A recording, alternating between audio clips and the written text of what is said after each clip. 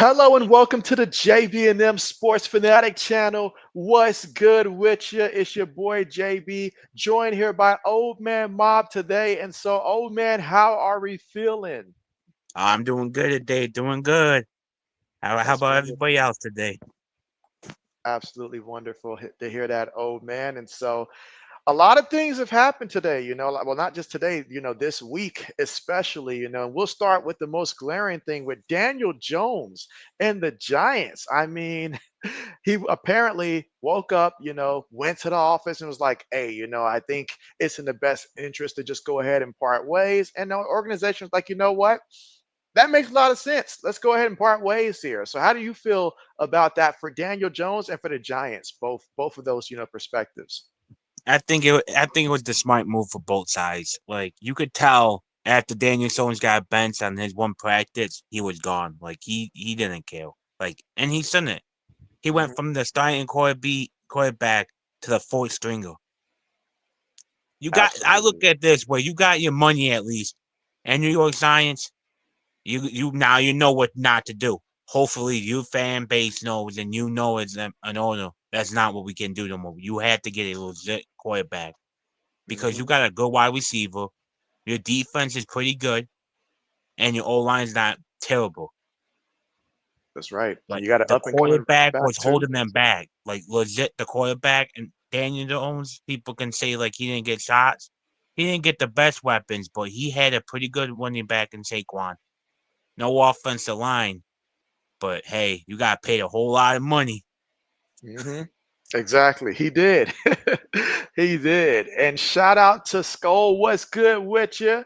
And Mr. JB in the chat again. Mr. JB's fantasy football team making what appears to be preparing for another deep playoff run this year. Will he keep that trend going, old man? We'll find that out. Oh, he's cheating. He already knows. He tried to get Drake Bay, Hubbard, Tubba. He tried to get everybody. He's just trying to be like the Kansas City Chiefs, I guess. Like the Kansas City Chiefs. But keeping it in New York, because obviously, with Daniel Jones, in which I feel like this is the perfect opportunity right now for the Raiders to go out there because obviously, once Daniel Jones clears waivers and stuff like that, you can get him pretty cheap there. So I think the Raiders make a lot of sense there in terms of Daniel Jones' next, potential destination there. Why not take a flyer on them? Because they clearly don't like any of the options they currently got right now. And so, sign him just, obviously something cheap here, year or two. And even if you move on and draft your quarterback in the future next year, if you want to start him a couple games there, you can do that as well. But who do you think will be some good potential like landing spots for Daniel Jones potentially? I could see Pittsburgh grabbing him for cheap. Since New York Giants are paying them already this year, I could see them grabbing him and saying, hey, come back next year. Maybe Russ don't come back or Sustin, and you guys have a Mhm. battle. Yeah, I could see that. I could see the Titans also throwing their name in a pot there, because you're getting them cheap there. I don't think they're in love with Will Levis, So, and obviously, it's too soon to draft another quarterback if you're Tennessee. So why not bring in a guy just to see how he flows when you give him a Calvin Ridley and stuff like that, different system. You never know. You never know. So, because you got Will Levis who will turn the ball over like at a moment's notice, he'll turn the ball over left and right. And Daniel Jones, all the flaws we talk about, he's not someone that's, well, when he's having a better year, it's not going to go out there and just, light up the interception category. He may not get you too much going in terms of yards, but he tends not to go out there and throw 4 or 5 interceptions. So I'll at least say that. Another team I could see, depending on if A Rod leaves or what, is New York Jets. Mm. Wouldn't that be something? You go from the Giants to the Jets and make their Because fan base angry. the owner already wanted to bench A Rod for Yep. Tyrod Taylor. So you already know the owners and Hmm. how A Rod is. I wouldn't be shocked if he leaves New York and go to a different team or retires. Oh yeah, I mean, at this point, he's not going to have any other choice. If he wants to continue to play football, he's got to go somewhere else.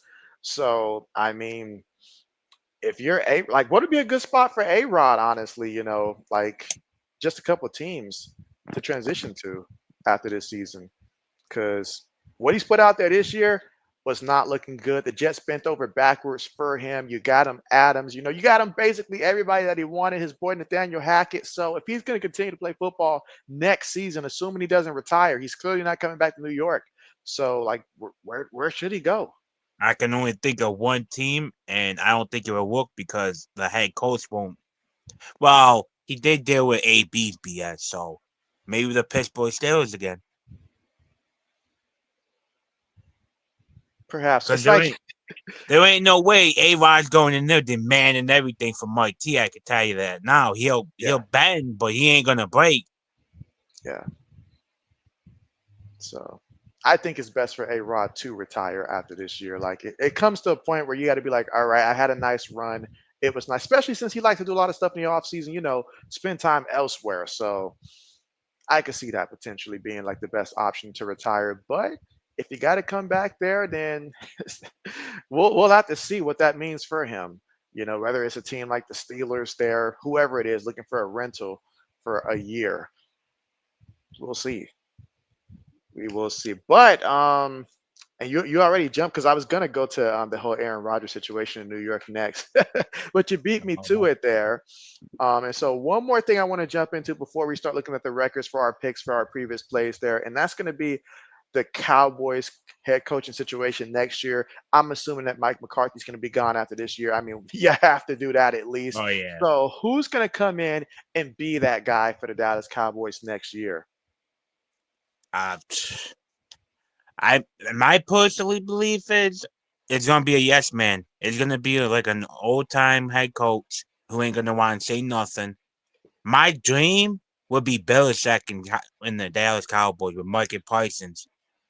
That defense would be top notch with Belichick, but Jerry Jones the problem. He opens his mouth too much. He wants yes men. He wants to be the GM. He wants to be all about him. And let's be real. Everybody can talk crap about GM Belichick. At least he ain't out here overpaying Dak by 20 mil almost. Oh yeah. CD Lamb 10 mil. Like he overpaid them bad. Oh yeah. Oh yeah. That's one thing I can guarantee you.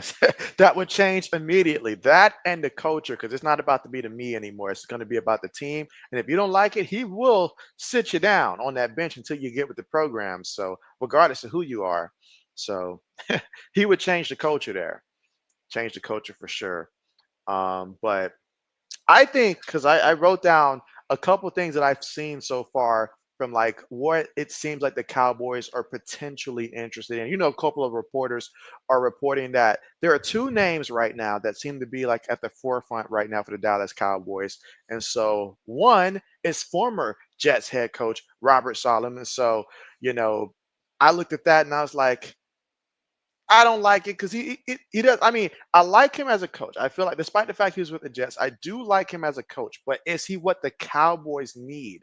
I feel like they need somebody with a stronger personality that's going to keep those guys a little bit in check. All those egos. For certain players on the team. But he was one that was mentioned. The other one was Cliff Kingsbury as an option. So, of those I two could see that. options, how do you feel about that? I don't see Salah getting a head coaching job. I see him being a DC. Cause to me, he's a way better defensive head coach, like way better as a DC than Yeah. the head coach. So this way he can focus just on that defense. Cause you can say what you want about New York Jets. Look at their defense since he got fired. They went that defense to be top 5 with all the stars they have, and they horrible. Yep. Cliff makes a lot of sense. He Yeah, I could does. see. I could And because I don't see Cliff give it being he'll be a yes man to a point, but he'll be more of a yes man than Bill Belichick, Prime Time, Mike Vrabel, any of these big name head coaches. Oh yeah, no doubt about it. No doubt about it. And that's what Jerry wants. That's what Jerry wants. And then he'll be able to think like, okay, so the guy's clearly going to come in, help the offense because Jerry wants to see that offense that he invested all that money in get some points there. So certainly, because when Cliff was like the head coach of the Cardinals, I forget what year he was head coaching the Cardinals there, but he got to deal with what a young Kyler Murray and stuff. So Yeah. we've got to see a glimpse of him as a head coach for a little bit there. So I could Now see here's Jerry the taking that question route. though: would he leave the Commanders to go be a head coach when he basically has it made with Dan Quinn being the head coach and him being the head coach, and he got Sandy Daniels? who Yeah. fits perfectly in his system. You're going from Daniel Daniels, a young buck, a head coach basically letting you run the offense. Go ahead to Hmm. go to Siri Jones, who's gonna throw you underneath the bus so many times, You and you're know it. going to Dak. Let's be real, Dak's not gonna be able to do half the things Daniel Jones is gonna. Not Daniel Jones, Yeah, Daniel. Daniels. Yep. Yeah, And that's obviously the point that he's going to have to honestly, come to grips with if he does end up, in a position to take that job as the head coach of the Dallas Cowboys there. But honestly, I think Cliff does have a price, and if that price is right, like any good coordinator that becomes a head coach and it doesn't work out, that money's still going to be there. And so at the end of the day, you get paid there, then hopefully, somebody else hires you again if you need to. But certainly I can see him at least taking the interview and seriously considering it. Whether or not he takes the job, that'll be up to him. But he's certainly someone that I feel like will be a strong candidate for the Dallas Cowboys based upon what I'm hearing. And shout out to One Movie Ticket. What's good with you? And you say, JB, what up? What's good with you? Kenneth in the building says, hey, Mr. JB, how you doing tonight? I am doing good, Kenneth. And you say you're doing well as well. That's what's up, Kenneth. That's what's up. Appreciate you guys coming through here. And again, no in the zone tonight because he's still not feeling too well here. So, but hey, you got me and you got old man Mob tonight, so we holding it down here. You know, typical OG style. you think Absolutely. Eric the enemy gets a head coaching job, but he's No, done for. no, he's not getting a head coaching job. Like, I mean, what college is he at right now? Is it UCLA? I think he's the offensive coordinator down there at Yeah, UCLA. Yeah, he's yeah, not getting that. He's not getting that. I don't even think he gets a call for an offensive coordinator role, honestly, unless it was to dang. just go back to Kansas City because like one of their current offensive coordinators get a job elsewhere. That's the only way possible I see him because UCLA, there's nothing special about their offense at the collegiate level. Uh, They look pretty bland. So yeah, it's yeah. it's not. See, me Yeah, personally, I wouldn't look at him what he did in college. I look what he did with Sam when they were with the Commanders. He made Sam look good. I mean, even then, when he was with the Commanders, I mean, did we love the offense? I mean, he looked good against certain teams, like when they played the Eagles twice. But Sam had his turnovers. Sam had his No, turnovers, yeah, and they will always credit a majority of his success from what he did under Mahomes. Andy Reid. That's going to be hard to overcome. There, it's just that's just how it is. If I remember So correctly, he did get a head coaching job offer and turned it down to stay with KC. and so Well, that would have been the opportunity right there. I don't think that Mm, door is coming in. Not this offseason, anyways.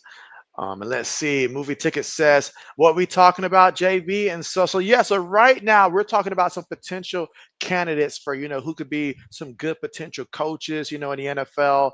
We was talking about the Cowboys prior to this, but now Eric Bieniemy. Will he get an opportunity this cycle? And just some potential coaches who might end up getting a head coaching job. I I mean, I got, feel like yeah. Go ahead. I've been saying this a lot. I got Bill Belichick going to Jacksonville. Straight up. Oh, He's friends with the CM.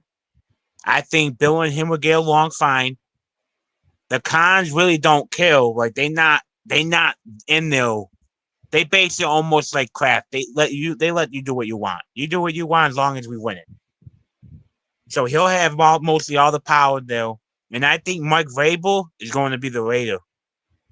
now that one I agree on. Mike Vrabel going to the Raiders. I think that one is really going to be the case there. Now that Brady's got some say in that conversation there. Obviously, him, Mike Vrabel, they were teammates.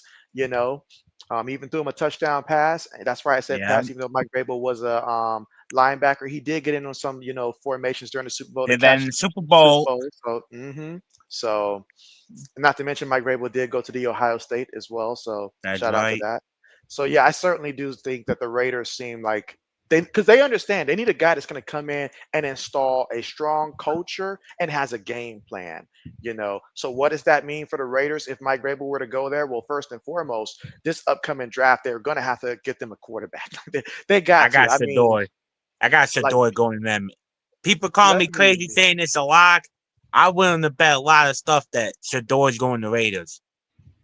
let me go ahead and share. the list right here that I got pulled up in terms of the 2025 free agency pool for anybody that's wondering if they should target a free agent for quarterback for the Raiders, because we all know they need a quarterback. So all right.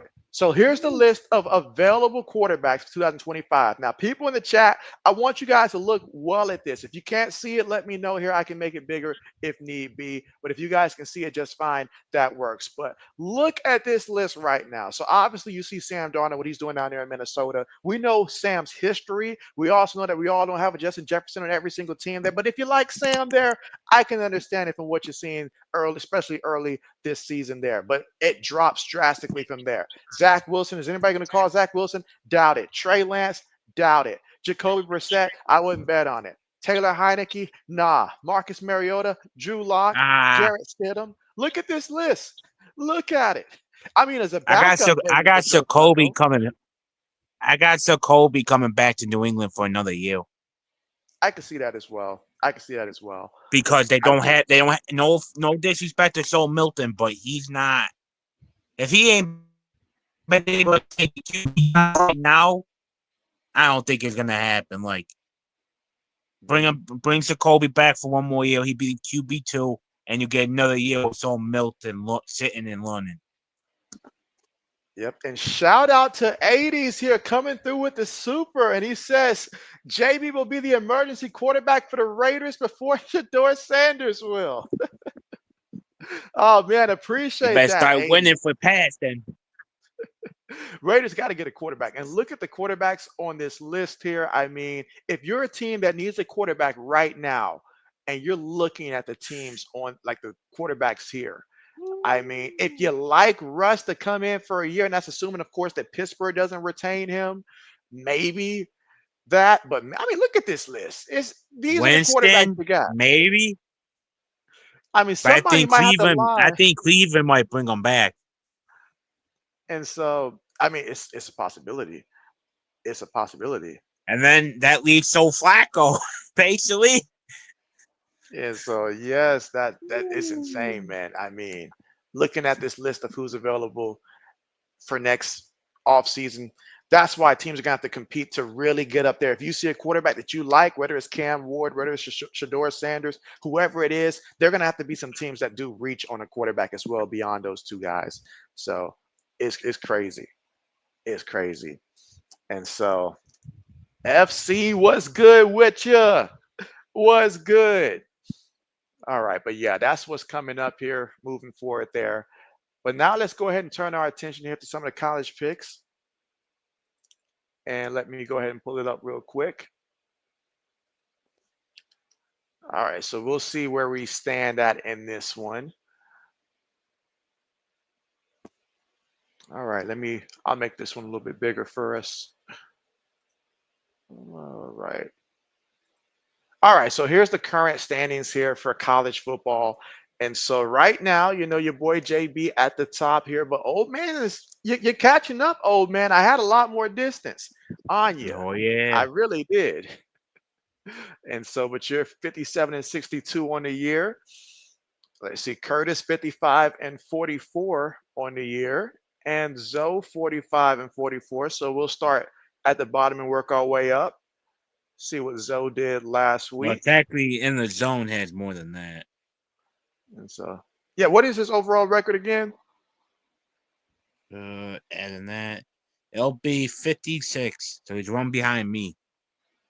Oh, 56 wins. Okay, okay. Well, JB's got to step it up. 'Cause I feel like every week I'm going 6 and 4, 6 and 4, 5 and 5. So I've got to step it up. All right. So, oh, all right. So Zoe went with Tulane, and again, overall, Zoe went 6 and 4 this past week. So it's right about Tulane. And then fighting Illini, they took care of business against Michigan State. I mean, Michigan State has been terrible, but still 4 wins. I guess that's better than they've been doing in recent seasons. LSU losing to Florida. I had a feeling that Florida was going to probably win that game, but I didn't want to chance it there because you never know with LSU. If their offense doesn't get going, then they're in like a world of trouble. So you just never know. All right, he chose Oregon State, but Air Force won that one. All right, he was right about Baylor over West Virginia. All right, right about James Madison over Old Dominion. All right, got the Arkansas State Red Wolves correct over Georgia State. Right about Rutgers. Wrong about the Tennessee game there. And the BYU game, nobody probably saw that one coming there. Like No, we all nobody. got that wrong. And so, yeah, Kansas, this is like their second time upsetting a team that's like highly ranked. Because I remember they did that earlier. I can't remember who it was, but they did this a little bit Dang. earlier. So, Sa- and then I'm looking was, at the group. We like literally off one from like a lot of games. People getting either all right or all wrong. oh, wow. Really? Yeah, the LSU one. Hmm. Everybody picked LSU. Some about you, and then Hmm. what was it? I That's don't know this insane. team name. And so, but Oh, what's the up, first one, Life the Green Harbor? Wave. The Green Wave. Everybody picked Navy other than one person. Okay. Okay. I feel like that's what it's been like for us, like the last 3 weeks. I feel like we've been in a cycle where it's like we pick probably like 3 or 4 different ones and they all basically just Oh even yeah. out to where we're like all the same record still. Yes, but Skull for Life was good, was good. He says, sup, JB, and sup, old man. Glad to have you What's guys the come through. Yes. All right, so we saw what Zoe picks were. Now let's see what Curtis did here. All right, 6-4 also. All right, Tulane, that was correct. And what's so funny is that a couple weeks ago we were talking about Navy being undefeated, but look at them now. They are 7-3. Strength of schedule does matter, and it matters a lot. Like a lot, a lot. As you can see, 7-3. And I'm pretty sure that they've probably lost 3 in a row now. So, but Tulane, they're ranked. Fighting Illini got that correct. Wrong about LSU, along with 93% of the population. Uh, Air Force with the W. Okay. Wrong about West Virginia. Got James Madison correct. Missed on Georgia State. Right about Rutgers. Got the Georgia one correct. Okay. So he went Georgia. And then missed on BYU, which again, we all missed on that one. And was 13 off with the final score for Tennessee and Georgia. All right. So, oh, now we to see what you did this past week. I Another was the six only and one. four. I was the only one that got this one wrong. And so you went with Navy. The Navy, you Yeah. believed in the Navy shipment from what you saw a couple weeks ago there. I did give Yeah. it a small consideration though when we were going through that, but I was like, nah, Tulane. I believe. I didn't expect them to get blown out this bad though. Yeah, Holy. yeah, yeah. I got to check and see if maybe they had a couple injuries that probably contributed to it getting that bad. But the Fighting Illini, that was correct. You went with Florida, got Florida correct. All right, missed on Oregon State. Yeah, they got blown out too. Was right Mm. about Baylor. I feel like you're always right about Baylor. Oh yeah. Every time I pick them to lose or win, I'm right. Let's see, James Madison. That was a easy one there. Well, easy in terms of like who I went with, but the score clearly shows that that was not as easy a matchup. All right, Red Wolves got the W. Rutgers chose Tennessee, And the zone talked me into it. and then BYU. We all missed that one. Ooh, you were 4 points off from getting that extra points there for the Tennessee and Georgia one. Four Yeah. points off. So, all right. Now I'm pretty sure. Let's see if I'm another 6-4 candidate here, like everybody else. Oh, even worse, 5-5. If I could have just went 6-4, that would have been good. But 5-5. So right about Tulane, Fighting Illini, chose LSU wrong, chose Oregon State wrong, was wrong about West Virginia, right about James Madison, Red Wolves. Ooh, that's right. I did chose Maryland over Rutgers, but I was right about Georgia. Missed on BYU, and I was 1 point off for the Tennessee Georgia one. 1 point off, guys, from Dang. reaching that 48, which I desperately could have used. All right, so that is the college football picks there. So let's take a quick look at the rankings for college football from the college football committee, their rankings here. So, all right, let's see how many teams we can fit here. So, all right, so looking at the top nine, what are your thoughts when you're looking up? I'm not even sharing the screen here. I'm about Switch to this say back. not even All on the right. strike string. All right, here we go. So now that you can actually see the screen here, looking at these top nine teams, who stands out to you as true contenders and who do you look at as pretenders? And also, anybody in the chat, you want to let us know who are your true contenders, who are your pretenders, and who's just there simply because their schedule just allowed them to be there. I think Oregon's a contender. Ohio State, but I don't think we're gonna win anything, but we contenders. Okay. And how do I you don't feel think about I don't Texas? think Alabama I don't think Alabama's gonna win nothing. So Okay. Let's see. I would say my true contenders, obviously I have Oregon up there. I've got Ohio State up there as true contenders. I have Texas is like borderline. They're like on the line for me in terms of I know if they can reach their full potential, then sure, but I don't think that they will. Certainly don't believe in Penn State. I do not believe in Indiana because they haven't shown anything. Now that could change the rest of the way, but right now they're in that pretender. Notre Dame, another pretender for me. Um, Bama, I feel like still, if Bama matches up with a lot of those teams ahead of them, there's really not a game where I'm going to look at it and be like, I don't feel like they have a chance to win. So I do feel like they're at least a contender still. Um, Now for Miami, I cannot call them a true contender simply because you look at a lot of the games that they got if they won against, Cal, against who's a couple other teams that play them real close. Duke. There was a lot of teams that could have beaten Miami. Now, will they win the ACC? I still believe in that. Are they deserving to be in a college football playoff? Absolutely. But will they be able to beat a true contender team?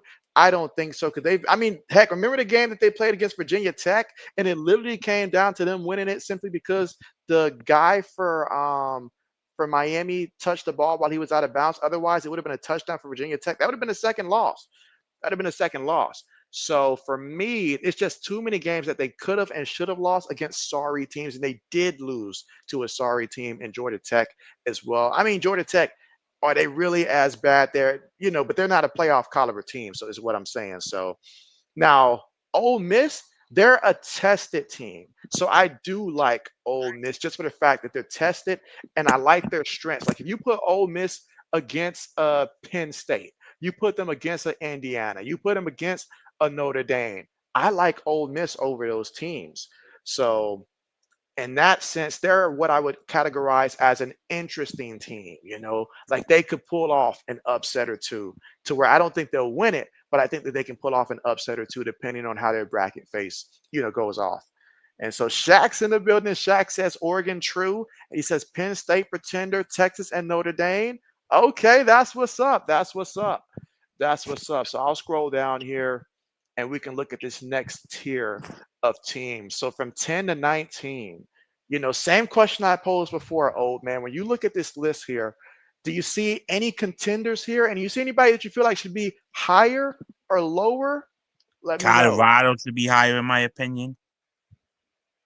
Okay. Boise State, I think, could be a contender. They'd be like one of those sneaking teams, and will mess somebody day up. Okay. Okay. Anybody that you see that you feel like should be just like you're looking at them like they're not true like contenders at this list. Like you don't even know why. I mean, you get why they're up there, but they're just up there because somebody's got to be up there. No disrespect, but the Army. No disrespect to South Carolina Well, either. I mean, shout out to Army just putting together a 9-0 season here. I'm pretty sure they're not playing for the college football playoff. That's not their aspirations. They just want to go out there and beat everybody in their schedule there. So shout out to them for that. Hey, at Um, least they top 20. You can say that. I got to call out a team who I gave a little bit of props to like a couple weeks ago. But obviously, when you're talking about sports, you got to change based upon how the season's going, and that's Clemson. So Clemson, like they had a little run where they were looking like, okay, I see you, Clemson, but now it's like, dang, Clemson, you barely beat Pittsburgh thanks to Cade pulling off a tremendous run. But that told me more than enough. I already knew it prior to that game, but they barely got past Pitt. And Pitt is not a playoff caliber team here. And so Clemson, like they may be 8-2, they may be 17, but to me, they're not in that conversation. And another team, the team that you just said in Boise State, I look at Boise State and to me, they're not really contenders. What they are is equivalent to what we had, although they're a much better team than the team I'm about to compare them to. But the reason I'm going to compare them is because when we looked at a team like Davidson back when Steph Curry was there for college hoops, when we looked at teams like LSU and Ben Simmons was there and he was supposed to be a star and stuff like that. Because they have an amazing running back, we want to see them in the college football playoffs. And it makes us turn a blind eye to the fact that they're struggling to beat teams like San Jose State and stuff like that. So to me, Boise State, nice record and stuff like that. But this Boise State team is not even better than prehistoric Boise State teams that we saw, like that team that pulled off the miracle against Oklahoma many years ago and stuff like that. But they have a tremendous player. And that's what we like about them. But we're not going to confuse the Dang. team and the player in this instance. So to me, Boise State is just fool's gold that it's just going to be interesting because we'll all be excited like, oh, this is going to help his Heisman candidacy. Oh, this is great to have a running back like this. I wonder how he's going to look against, a tough team. And then you see him go out there and rush for like 109 yards and they lose by like 20 something points. And we're like, dang, how did we get bamboozled again? Like when TCU bamboozled everybody and stuff like that. So to me, yeah, not buying it. SMU, I'm not buying it either. BYU, they just got exposed there by Kansas. I'm not buying it there. But No. but I will have to agree with you when it comes to Colorado. I feel like Colorado would at least be intriguing. I'm not saying for them it would be more of a matchup and they would have to get lucky and match up with somebody that's not going to destroy their offensive line there. But, considering what they're doing from their team, I like what I'm seeing. I like what I'm seeing. And so 80s with another super, and he says, what do I think about Army's QB? And so I like Army's QB in comparison to just, I guess you could say, my expectations for Army's team. Do I feel like he can go out here and shred any of the teams that's in the top 15? No. But I do like him compared to like past quarterbacks that they have. I feel like he's running their system tremendously. He fits what they're looking to run. So that's what I like about Army's quarterback. But do I feel like he's like one of those elite quarterbacks? JB's not going to say that, but he is excelling in the role, based upon what he's asked to do. So I can say that about Army's quarterback in a few games that I've got to see him this year. So that's my opinion there on Army's quarterback. Oh man, do you have an opinion about Army's quarterback? Are we talking about Daily? And so, yeah, Yeah, to me, he's the definition of a game manager. Like, he's a good quarterback. He'll do what you need him to do, but he's not going to win you any big games now. Like you said, they ain't going to go up against the top teams, and there's no way. yeah, yeah, yeah. He's doing perfectly for what they need to be. Like I said, he is a game man. He's doing everything he needs to do to get it done, but he's not elevating the team up too much. Don't they go against Notre Dame this upcoming weekend? I believe so. I'll look. I think they do go against Notre Dame. I believe Yes, they so. do tomorrow. Notre And Dame. so what we saw for Notre Dame versus Navy, we're about to see a duplicate of that Notre Dame versus Army. Will it be as bad there? I can't say that, but will it be somewhat similar? We're about to see that again. So when we come back there, we're about to see that one for the loss category for Army, but for Navy, it's going to count as another. I'm sorry, not for Navy. For Notre Dame, it's going to count as another ranked win, as did Navy before they started losing like three in a row since then. So it's about to get real. I hope we enjoyed it while it lasts. See a 9-0 Army. And let's see. 80 says last week was bad. The last time Navy saw a beatdown like that was Pearl Harbor. Oh man, 80s. Dang. That ain't 80s. right, the That was 80s. deep. 80s. That was deep. That was 80s, that deep for might the have been 80s. too far even for you, man. Come on That now. was oh man, That 80s. was that was low, low. Oh man. I had to double check my eyes there. I was like, wait, what? 80s? That was wild. That was wild. All right, but let's see. In terms of contenders, though, obviously, I still believe in Georgia. Still believe in Georgia in terms of like, and when I say I believe in a team, it's if you match them up against anybody that's in the top 10, do they have a legit chance at winning? And so, or if I'm a team in the top 10 and I can choose, handpick my opponent, am I gonna choose this team or am I gonna try to avoid this team if it's, like if I can choose any team that I want to go against in the first round and I'm a top tier team, certainly nobody's gonna handpick to want to play Georgia if they can avoid it in the first round, you know. And so I feel that way also about Tennessee because they're pretty good as well. And so, of the teams up there, those are the two teams that I believe in terms of have a chance to make a run for the college football playoffs, should they be in there.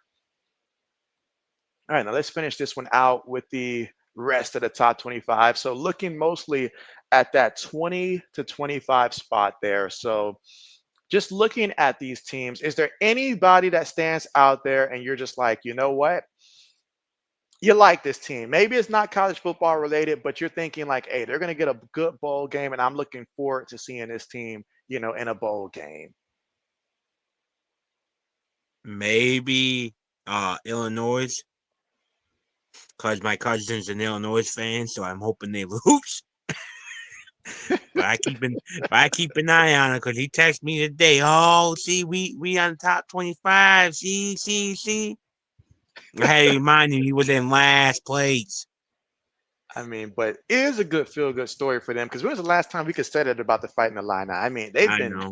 they've been pretty bad. You got to go But back to I like the did it for Juice my Williams cousin. days. That's Illinois. You're doing good. Keep it up. And so I got to say UNLV because isn't UNLV the team in which their quarterback quit on them like after the first 2 3 weeks over the NIL deal gone bad? Oh, I think And that so is.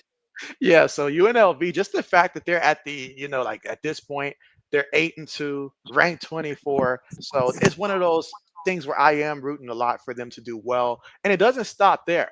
I look at Arizona State. Arizona State's been pretty garbage the previous seasons. And so just to see them up there with an 8-2 record, I haven't got to watch a lot of Arizona State, but that's certainly a team that come bowl games, like I would be interested in seeing Arizona State play, in a bowl game. So those are two teams for me. Yeah. Matthew Luca or whatever. I don't know how to say his last name, but yeah, he's Uh-huh. the one that gave up. He said, "No, I'm good. I'm out." Yeah, he did say that. He did say that. And let's see, Shaq says Boise State. And so yeah, if we get them in a bowl game, like that'd be tremendous there. Tremendous. Tremendous. All Talk right. about So going old school football. Run that ball. let's go ahead and switch tabs here and look at the current bracket here for the college football playoffs. Can you guys see that good? Can you see it good old? Yeah, I can see it good. All right, perfect, perfect. So as we can see here in terms of obviously how things are currently lined up here. So looking at each bracket here, which bracket, when I say bracket, just each section looks the toughest to you. The Oregon one, Boise State one, in terms of the most, would be the most exciting to watch because of the competitiveness of the bracket with all the teams considered and the potential matchups. I gotta say the Oregon side. You And got so, Alabama, BYU. You got Boise, Ohio State, and Louisville. Yeah, yeah, and if I had to break it down to a certain section, just looking at the teams there, like when I say section, like just like this or that, since they don't necessarily have it broken up like that, but I'm breaking it up into quarters here. So you say this quarter here, the bottom one. Alabama, Notre Dame, or the bottom one there. So Yeah, okay, so Boise State, BYU, Ohio State. I tell you what though, because Ohio State's strength this season defensively has been, being able to stop the run. When Oregon was able to do what they did it passing wise. So they match up against a team like Boise State that's heavily reliant on running the ball. Sure, he might crack 100 something yards, but it won't have the same impact as it does against the teams that they've been playing. For me, if we're looking at probably the most competitiveness, I'd have to say this side actually, the Texas, Indiana, Ole Miss, because we'll really find out if Indiana can hang with a team like an Ole Miss, and if they can, great. But if not, Ole Miss versus Texas, would that not be a great matchup there? That would be in terms of like two Ooh. teams where it could go either way. I could see that being a great matchup there. I really could. Or if Indiana shows that they are good enough to be Ole Miss, then Indiana versus Texas. Because I really don't know how to feel about Texas right now. I really don't know how to feel about them. So I think that would be an interesting one as well. I did not go this route over here simply because I feel like if Bama plays Notre Dame, I feel that Bama wins this one. Like I still feel that Bama wins that one. And so that's why I didn't take that route for that.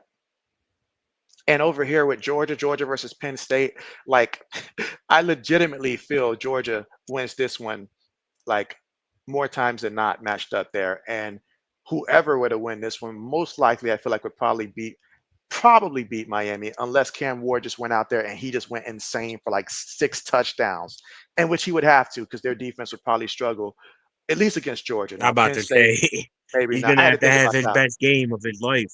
I had to think about that. But heck, Cal, Virginia Tech, teams that aren't lighting it up offensively every game lit it up against Miami because their defense does allow you to light it up. But it would be a lot more even there if Miami played Penn State, I feel like. So, but that's my analysis of it.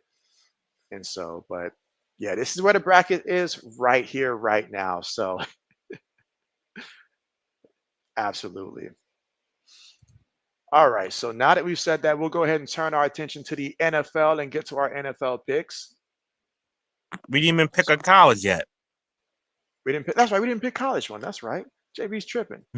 I was wondering. I was like, time is moving fast here. So that's right. So let me go ahead and go back to the college pick ones. All right. JB's tripping. All right. And of course, of course, the matchup that they had to put for your boy up here to start it off. So, of course, JB will go ahead and jump in first here. I got to go with Ohio State, obviously, not just because they're my team here, but really, who has Indiana played this year, in all honesty? Like, I guess when I really watched Indiana against Michigan, because for me, that's probably the closest game that I could think of to where I had any kind of a measuring stick in terms of all the teams that they played. And Michigan, quite frankly, had them on the ropes throughout parts of that game there.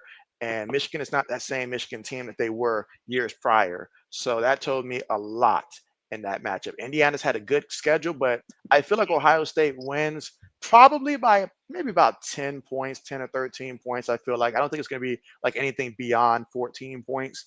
I think it will be relatively close. Ohio State does not show the ability to, blow out teams unless they're like Purdue. So it will be close, but Ohio State will find a win, especially at home. But what are your thoughts on this one? Are you streaming this game or no? JB is streaming it.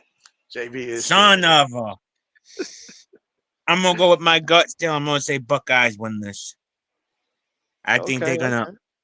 Hopefully, they smarten up and starts running the ball. We need to start getting that run game going.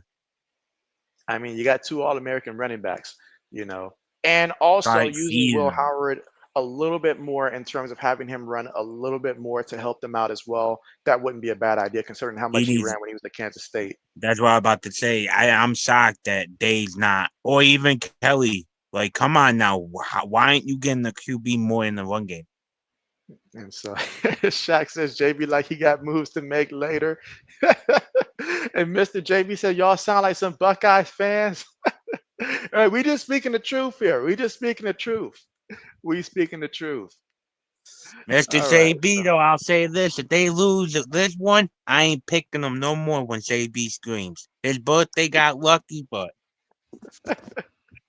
Hey, you call it luck there, but it is a win. It's a new season for JB. That's a win. All right, so here we go. So, we'll let you go first with this one here. Sam Houston versus Jacksonville State. Give me the Gamecocks all the way. I'll take the All home right. team. I take them. They've been on a good winning streak a little bit. All right, so I gave it a little consideration there in terms of who I'm going to rock with here, but at home here, it's hard to go against Jacksonville State because they're at home. If it was at Sam Houston, I'd take them, but Jacksonville State at home, going to rock with them here. All right, next I'll go with this one here. So Western Kentucky versus Liberty. So Liberty here at home. I've been right so far all season when it comes to Liberty here. So I've got them winning this one here. So that streak will continue, I believe. But who you got in this one? Yeah, give me Liberty. Take him. Western ain't got nothing on them. And so I was okay, gonna go Western, but I can't be that crazy. I was hoping that you were going to go Western Kentucky here. I really was. No.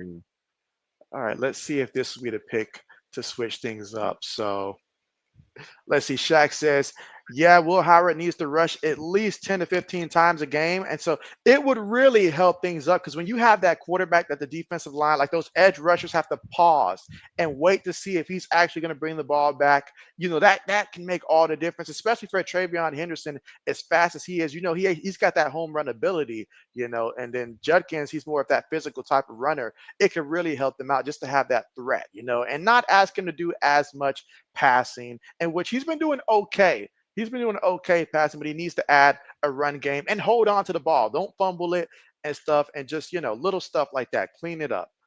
But all right, Owen, I'm gonna let you go first with this one. Who you got? Arizona State or BYU? Both teams are ranked here. I was going with BYU, but at the last week when I watched, give me the Devils. I got All the right, Devils so winning. old man is gonna rock with Arizona State, and so I know that BYU's coming off a loss here.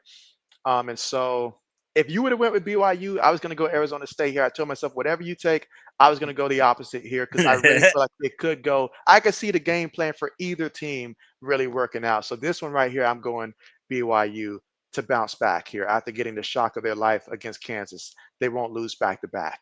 There you go. All right, let's see. Ooh. All right. So in this matchup here, and JB will go first here. So we got Kansas. And I mentioned that Kansas, lately, they've been upsetting some teams. They really have been upsetting some teams. They're at home here. Colorado comes in as another favorite. Does Kansas have what it takes to really upset Colorado right now? I just don't believe so because I really believe that Colorado's offense is going to score. The difference is BYU didn't have an offense, and that allowed a team like Kansas to really hang around. But Colorado does present that offense. So I'm going to go with the Buffaloes here. Old man. I'm going with Buffalo. I think Shador and Hunter are trying to stack up stats and trying to show why they should be a top five picks. Okay. All right. So who's going to win this matchup? And so, Old, you get to go first with this one. Give me Texas A&M. I'm going with the people on this one. I trust you, people. Don't let me down. Well, I know Zoe loves to take the people. I know that as well. But Auburn just hasn't shown me anything. And going against this A&M front, five, front six, I cannot trust Auburn, even if they are at home, just because of that portion for A&M defensively. They'll get after it, cause some problems there, and A&M will win this one against Auburn. All right, so I will go first with this one. Anytime there's an Iowa State game, there's a possibility that if they're the underdogs, they can upset, but if they're the favorites, they could lose. They tend to have a couple games like that each year. You just got to be able to pick out which ones are going to be those games. Now, that being said, because of Utah's current quarterback, I forget his name, but I know that the kid, he tends to get maybe one deep ball each game, which accounts for like 50% of not 50, like 25% of his yards. He struggles to really throw the ball outside of that. So I've got to go with Iowa State Cyclones to win this one. But I wouldn't be surprised if an upset did happen against Utah. Old man. I'm going to do what you did. I'm gonna go pick Utah. Whatever one Oh, you were gonna pick, I was gonna pick the different. oh, okay. So you're going with Utah here. Okay. Okay, Yeah, that's great. That's great. JB likes that. this was the one match, the one game. I didn't pick. I was waiting and pick to go against because, like you said, they can win this or they can lose this. They're Yep. very easy both ways. And watch, now that JB believe in them, that's when they're gonna fall apart. I just know it. I All right, but need it. so old man, are you gonna rock with Old Dominion here for this pick? Nah, nah, I ain't messing with no old Dominic. Give me the hood. All right, all right. So he's going Marshall. And yeah, I gotta rock with the people here as well. Marshall. Now, if Old Dominion was going against Virginia Tech, I consider it. But anybody else, nah, gotta go with Marshall. All right, so I will go first with this one here. So who's going to win? USC versus UCLA. I mean, USC has had a disappointing season so far here. UCLA, they are starting to sort of figure things out a little bit offensively. They are at home here. Because I know that their running back has been TJ Harden has been running it a lot better the last 3, 4 games than he has been earlier in the season. And they've been able to throw the ball a little better. This USC defense, they are susceptible to getting thrown on.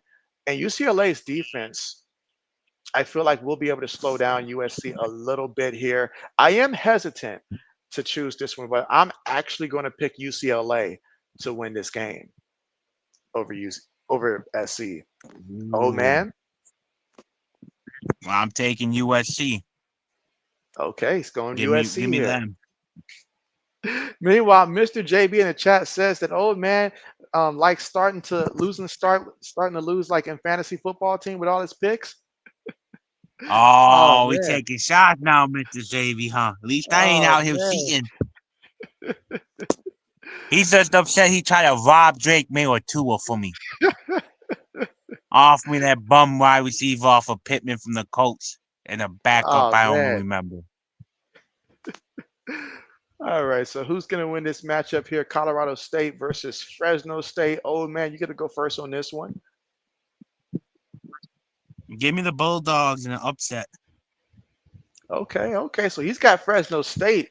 And JB's going to take the opposite here. I've got Colorado State winning this one here. Pretty good season here. Going to trust the people as well here. Fresno State, they might be a 500 team here, but give me Colorado State. All right. Ooh, and the question that they're going to ask us, how many points is going to be scored in that Ohio State and Indiana game? Ooh, let me see. Got to put out the old calculator for what I think the score is going to be.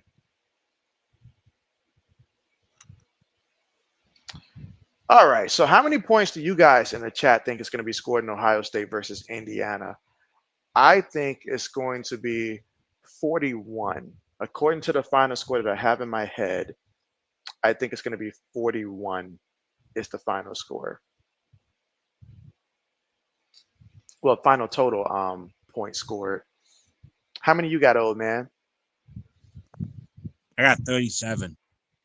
All right, so you got 37. Okay, 41, Mm. 37. Okay, okay.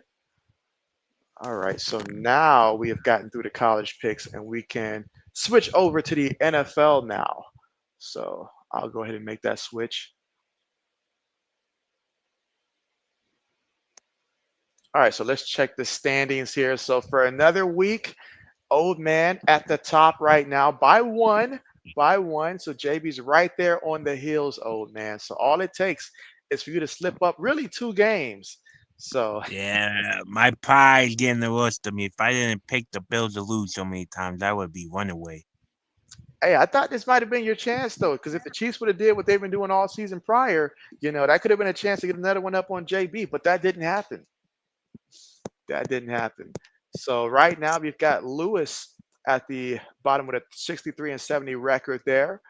Zoe is 81 and 55. Curtis at that number 3 spot, 87 and 60. Do you have Zoe's overall record for the NFL? He Because I know has it's in some of his 93 games. points, or 94 93, actually. 94 wins. Okay. Yeah. And then I'm second. 103. You've got 104. But let's see if Lewis made his picks for last week or not. No picks. Wait. Actually, he did make picks. Okay, so he just opted. That's right. He was wrong on his bear. So overall, Lewis went 6-7 this past week. Didn't do the Commanders and Eagles game, but was wrong about his Bears, and so I'm pretty sure he took a chance there, and he thought he was right. He thought he was right. Then the Rams versus the Patriots, he was right about the Rams. I'm sorry, the Saints versus the Browns, he's right about the Saints. Chose the Ravens, was wrong about that. He chose the Jaguars to upset the Lions. You can tell that Lewis is a gambler because that was wild. He did choose the Vikings though over the Titans, so he drew the line there. Chose the Raiders to beat Miami. That was wrong. Took the Jets, was wrong about that one. Right about the Broncos over the Falcons. Wrong about the 49ers versus the Seahawks. He was right about Buffalo though. Right about Buffalo. Right about the Chargers over the Bengals. Missed on the Cowboys. So yeah, he took some shots here. Missed on the Cowboys. Yeah, I was about to say, Lewis, why are you taking the Cowboys and you took Jacksonville, knowing they're Yeah. going against? He was hoping that the backup quarterbacks to come in and pull this one off there. I hope he didn't make any bets though to back that up. All right, so next let's see what Zoe did. So, all right, so Zoe went 10-4. He went 10-4. So he was right about the Eagles versus the Commanders, right about the Packers against the Bears, right about the Rams against the Patriots, wrong about the Browns. They messed up quite a few people last week, at least on our panel. Was right about the Steelers, right about Detroit, the Vikings, the Dolphins, correct on that one. Wrong about the Jets, correct about the Broncos, wrong about the 49ers, wrong about the Chiefs, correct about the Chargers, and what a game that was towards the end, and right about the Houston Texans. And he was 8 points off on the Texans versus Cowboys final score. So pretty good week there for Zoe, 10-4. All right, next, let's go Curtis. And so Samuel, what's good with you? Samuel. And so yeah, so ooh. All right, so yeah, Curtis went 11-3. 11-3. That's real impressive there. 11-3. Wrong about the Commanders. Man, Correct about the Packers. The Rams as well. Got the Saints right. The Steelers also. The Lions. The Vikings. Dolphins. All I'm seeing is green. The Colts. Broncos. Missed on the 49ers. Missed on the Chiefs. Got the Chargers correct. Got the Texans correct. And was 6 points off. 6 points off on getting the total points between the Texans and the Cowboys correct. So wow, what a week. Oh man, and I gotta try to follow that up. I just hope it's respectable what I did last week. All right, 10-4. 10-4. Okay, so I was right about the Eagles, right about the Packers, right about the Rams, wrong about the Browns, shaking my head, wrong about the Ravens, chose the Lions, the Vikings, Dolphins, wrong about the Jets. Don't mind being wrong though about that one. Broncos, 49ers, wrong. Correct about the Bills, correct about the Chargers, correct about the Texans, and I was 7 points off on the Texans versus the Cowboys final score. Mike, what's good with you? Mike says, yo, fellas, what's good? All right, and that leaves old man who's currently sitting atop the standings right now. Also went 10-4, and you was right about the Eagles, correct about the Packers, the Rams, wrong about the Browns. Yeah, Jameis fooled us all. Oh Wrong about the yeah. Ravens, right about the Lions. All right, correct about the Vikings, the Dolphins as well. Right about the Colts, Broncos, and which it was dirty work what they did to Atlanta's defense. Just dirty. Oh yeah. Yo, the Falcons, man, we gotta talk about them, Sadie, when we done. Oh yeah, absolutely. Especially once we get to the playoff picture, for sure. All right, Niners loss. Wrong about the Chiefs. Right about the Chargers, Texans, and you were 10 points off on that final score between the Texans and the Cowboys. Oh man, so yeah, so that's how everybody did. So now we'll get to go through and actually make the picks for this upcoming week. And again, I Yeah. did tell Zoe to just, do his best to make sure that he gets his picks in. But man, hate seeing that I've already lost the game here, clearly between the Steelers and the Browns. I chose the Steelers in that You ain't matchup there. alone, brother. You ain't alone. They let me down. I I did took the give some skills too. really I had gave some strong consideration into choosing the Browns in that one. When I found out about the weather and stuff like that, I did. But the reason I didn't was because considering Jameis Winston spent most of his time, at the collegiate level, he was at Florida State, warm weather. Tampa Bay, warm weather. The Saints in a dome. So I wasn't sure how he was going to respond in the environment, knowing that the Steelers are going to probably most likely, contain Nick Chubbs in this one. So I gave the Steelers the benefit of the doubt, and they didn't want the game. They didn't want the game because the Browns made a lot of mistakes, but the Steelers they made more mistakes. All right, but here we go. So Vikings versus the Bears. I will go first with this one here, and so the Chicago Bears, their own players, it's said, so I'll say allegedly, they don't even like their own rookie quarterback. And what do you think is going to happen here going against Minnesota?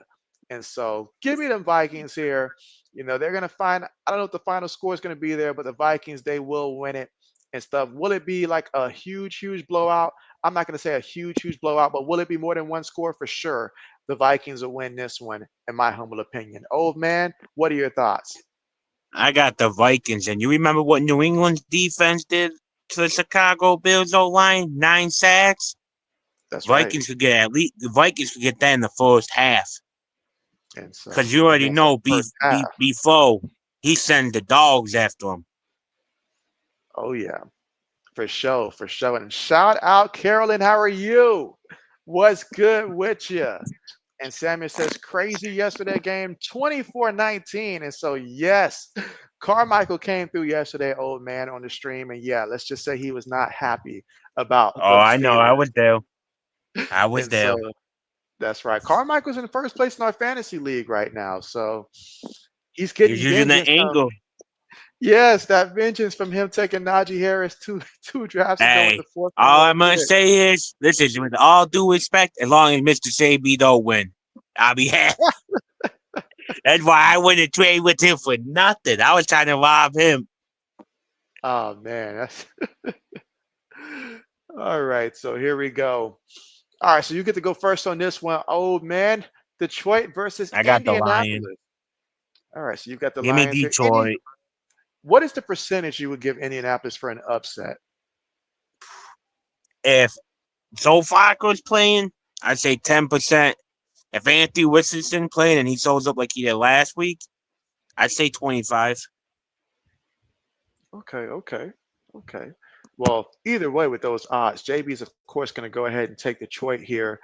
Indianapolis has just got to show me if they're going to have a chance to upset this one. But Indianapolis historically have shown that from time to time they can pull off an upset here, but especially being at home and it's just the NFL, so upsets do happen. But I got to go with the favorite Detroit Lions here. All right, so my turn to go first here. Patriots versus the Dolphins here. I do like what I'm seeing from New England as of late. Like we were in that game with the Rams. It didn't feel like, other than the fact that we can use a second corner if we're gonna line up like that. But that's a whole different situation there. So I'm seeing some positive stuff there, but not enough for me to choose the Patriots to win this one. But I am feeling a lot better about them than I did a couple weeks ago. But Miami's going to win this one. Ode? I got the Dolphins until they can prove to me that they can beat Tua. Tua is undefeated against us. Like Mm. he wins every game. So until that they proven us, to me at least, that we can beat Tua, I'm taking the Dolphins. Plus, Oh people man, want to talk about Drake. Man, everything Drake's good, but he also throws picks in games and he fumbles. that's Can't true. be doing that against Dolphins. And like you said, our corners, Gonzo might not be playing. If that's true, whew, it could get Oh, what? ugly. He's not playing? Oh He wow. might not be. He might not be. He's hurt. He That's a didn't shame. practice today with the hip injury. Yeah, well, that will certainly run up the score then if he's not playing. That will run up the score. Let's see. So Samuel says he's got Vikings, Lions, and Patriots. And Mike says, we're sorry Daniel Jones can't come to the phone right now. He is currently fired. And so, yes, and again, Danny Dimes, requested his release, and they granted it to him earlier today, which opens the see, door for him to really get a head start on free agency, for him. So it's a positive for him. But go ahead, Ode. see, like that. Do you agree that the New York Giants should take the 20 mil cap hit since he requested a cut too? I mean, I feel like I get what you're saying there, but Daniel Jones, and this is just my own opinion when it comes to like certain players, it's not like he was a Devonte Adams where he was causing problems and stuff like that. He probably just went there and it's like, hey, like you guys got me for the scout team quarterback. Why not? Let's just go ahead and part ways early. I can get a head start. You guys clearly don't want, me to get injured out there and have to pay a higher portion of that guaranteed salary. So why don't we just go ahead and do this? So so I feel like just it's the least that they can go ahead and do because he hasn't caused any problems, no matter how bad he's done. He's never gone out there screamed at a reporter. He's never caused any off-field issues and stuff. So just go ahead and part ways. Just do the right thing. He was going to get that money either way. You don't want him, so just go ahead and walk away is what I would think. So, but let's see. 80 says Eagles 27, Rams 17. That's his projection there. Okay, okay, okay. And Samuel says, where Zoe at? Is he sick? And so, yeah, he hasn't been feeling well this week and stuff. So he let me know like about 15 minutes before the stream that he wasn't going to be able to join today. So hopefully the next time we'll have him here next time. But yes, he wasn't able to join here today. But yes, he is missed. He is missed, of course. Of course, the guy that keeps us, I guess, from being too biased for the Pats, right? So, absolutely. All right, so we both went Dolphins here. Speaking of Daniel Jones being gone here, so and we'll obviously let you go first here for this one, Old. But yeah, Buccaneers and Giants. What are you thinking? With Mike Evans coming back, I think Buccaneers gonna win this one. Now, Danny, the Italian boy, might go out there and play Vito, whatever his last name is. Yeah, the Vito, Tommy DeVito. Yeah, Tommy DeVito. Yeah, that's it. Tommy. He's the starting quarterback. And Yep. have you seen him play this year or last time since he Yeah, I seen played? it the last few times there. So, so absolutely. But you said you're taking Tampa Bay though. Oh yeah. Yeah, like because the way I see it, I know Tampa Bay is going to be able to put up at least a good 23, 27 points. I feel like the Giants probably lose one possession, like 27-20 when it's all said and done. Because I feel like Tyrone, was it Tyrone Tracy? He's going to have a pretty decent game there. Tampa Bay has been susceptible to giving up a lot of yards on their defense. You want to talk about Atlanta defense? Tampa Bay's defense is in the same ballpark usually when it comes to this. Giants will feel a little boost, with a new quarterback, just a little bit, and then being at home. But Baker and company, they will find a way. Because if I'm Tampa Bay and I saw that Atlanta defense, that tells me, hey, all we got to do is come out here and beat a Giants team that just finished their quarterback, and then we'll be 5-6 right there in the thick of things here. Coming off a bye week as well, that is critical right there. And then you mentioned Mike Evans too. Give me Tampa Bay in that matchup That's versus what the Giants. So, that's what I'm about to say. Who on New York Giants are gonna stop Mike Evans? so hey, you're right about that. You're right about that. So let's see. Mike says that Zach Bruin is a dog, and he says that the Giants stink. And Samuel says he picks the New York Giants to win. Okay. All right. So next up, is it my turn to go first? I think. Yeah, my turn to go first here. So, all right. So we're gonna keep this one real easy right now. Ain't nothing good coming from the Dallas Cowboys right now. Nothing at all.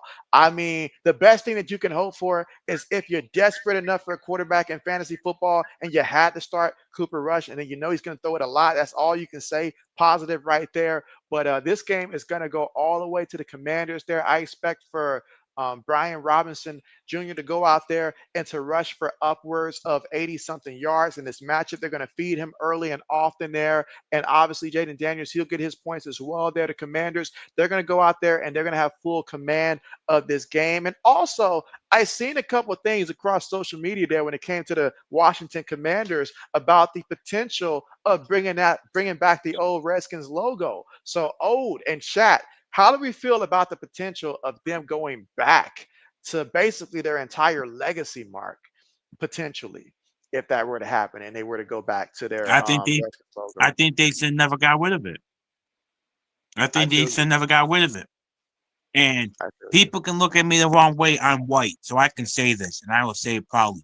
White people need to keep their 2 cents out of a lot of stuff. Like you didn't see the Native Americans out here protesting. Oh, Redskins racist, Redskins racist. In fact, if you look it up, they were named after a high chief. Hmm.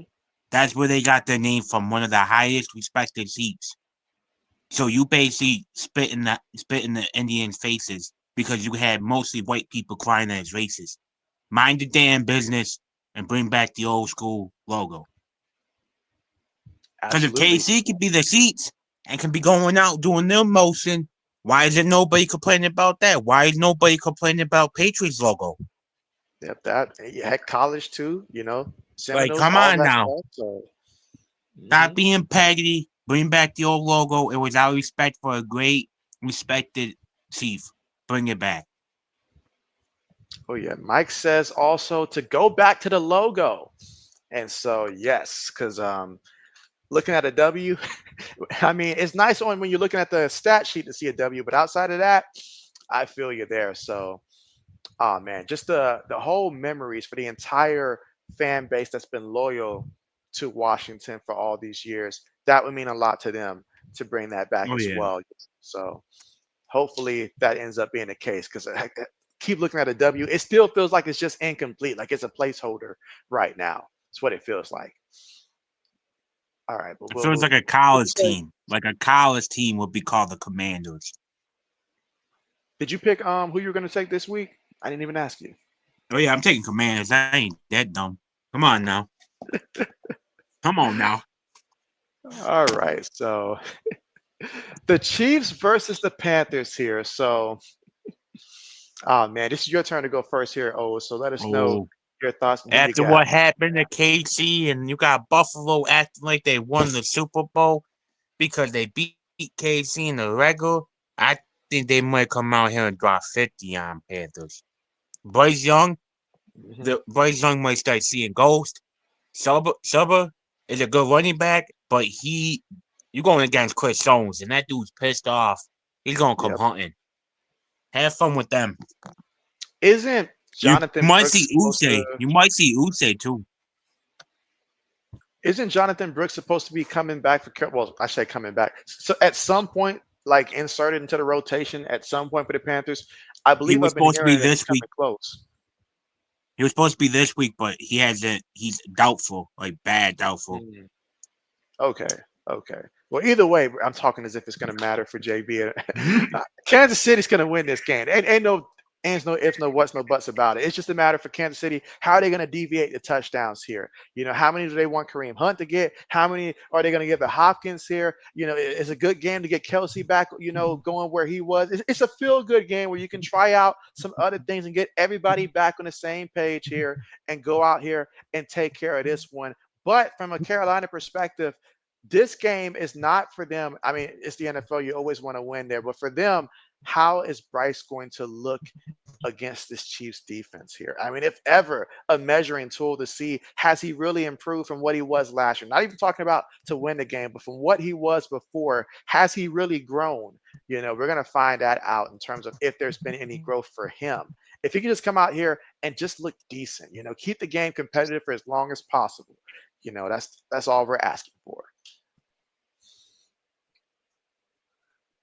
All right, next up, the Tennessee Titans versus the Houston Texans here. So Houston obviously had a nice feel-good win against the Dallas Cowboys there. Nico Collins came back, and I see that old man dropped there by mistake. I'm pretty sure he'll be back here soon. But Nico Collins, you know, he came back there, and the referees robbed Nico Collins of a couple touchdown, guys. I mean, if you had him in fantasy or something like that, you know, you definitely was a little aggravated with that because I feel like every time Nico was about to get a touchdown, they called it back. But I tell you what, though, against Tennessee, I think Nico Collins will get in the end zone there, and I think he'll have at least two big, when I say big plays, over 30-yard receptions, at least two in this upcoming game here. I feel like they're for Houston. So JB's rocking with Houston to win this one here. The Tennessee Titans, they would love to be able to get the run game going, but we've seen Houston, when they put their mind to it, they can stuff that run game as well. And Will Levis is not going to have the ability to win this game here for Houston. Now, it is a divisional game here, so it will be somewhat kind of competitive, somewhat kind of close here. But overall, I think Houston wins this one here. Final score probably being, I'm going to say 34 to like 20 when it's all said and done. Let's see. 80 says that Kansas City will lose. So 80 says the Chiefs are going down to Bryce Young and company. I hear you. That's a bold take right there, 80s. That's a bold take. Absolutely. Samuel says he's got the Tennessee Titans pulling off the upset here against the Houston Texans. So, okay, okay.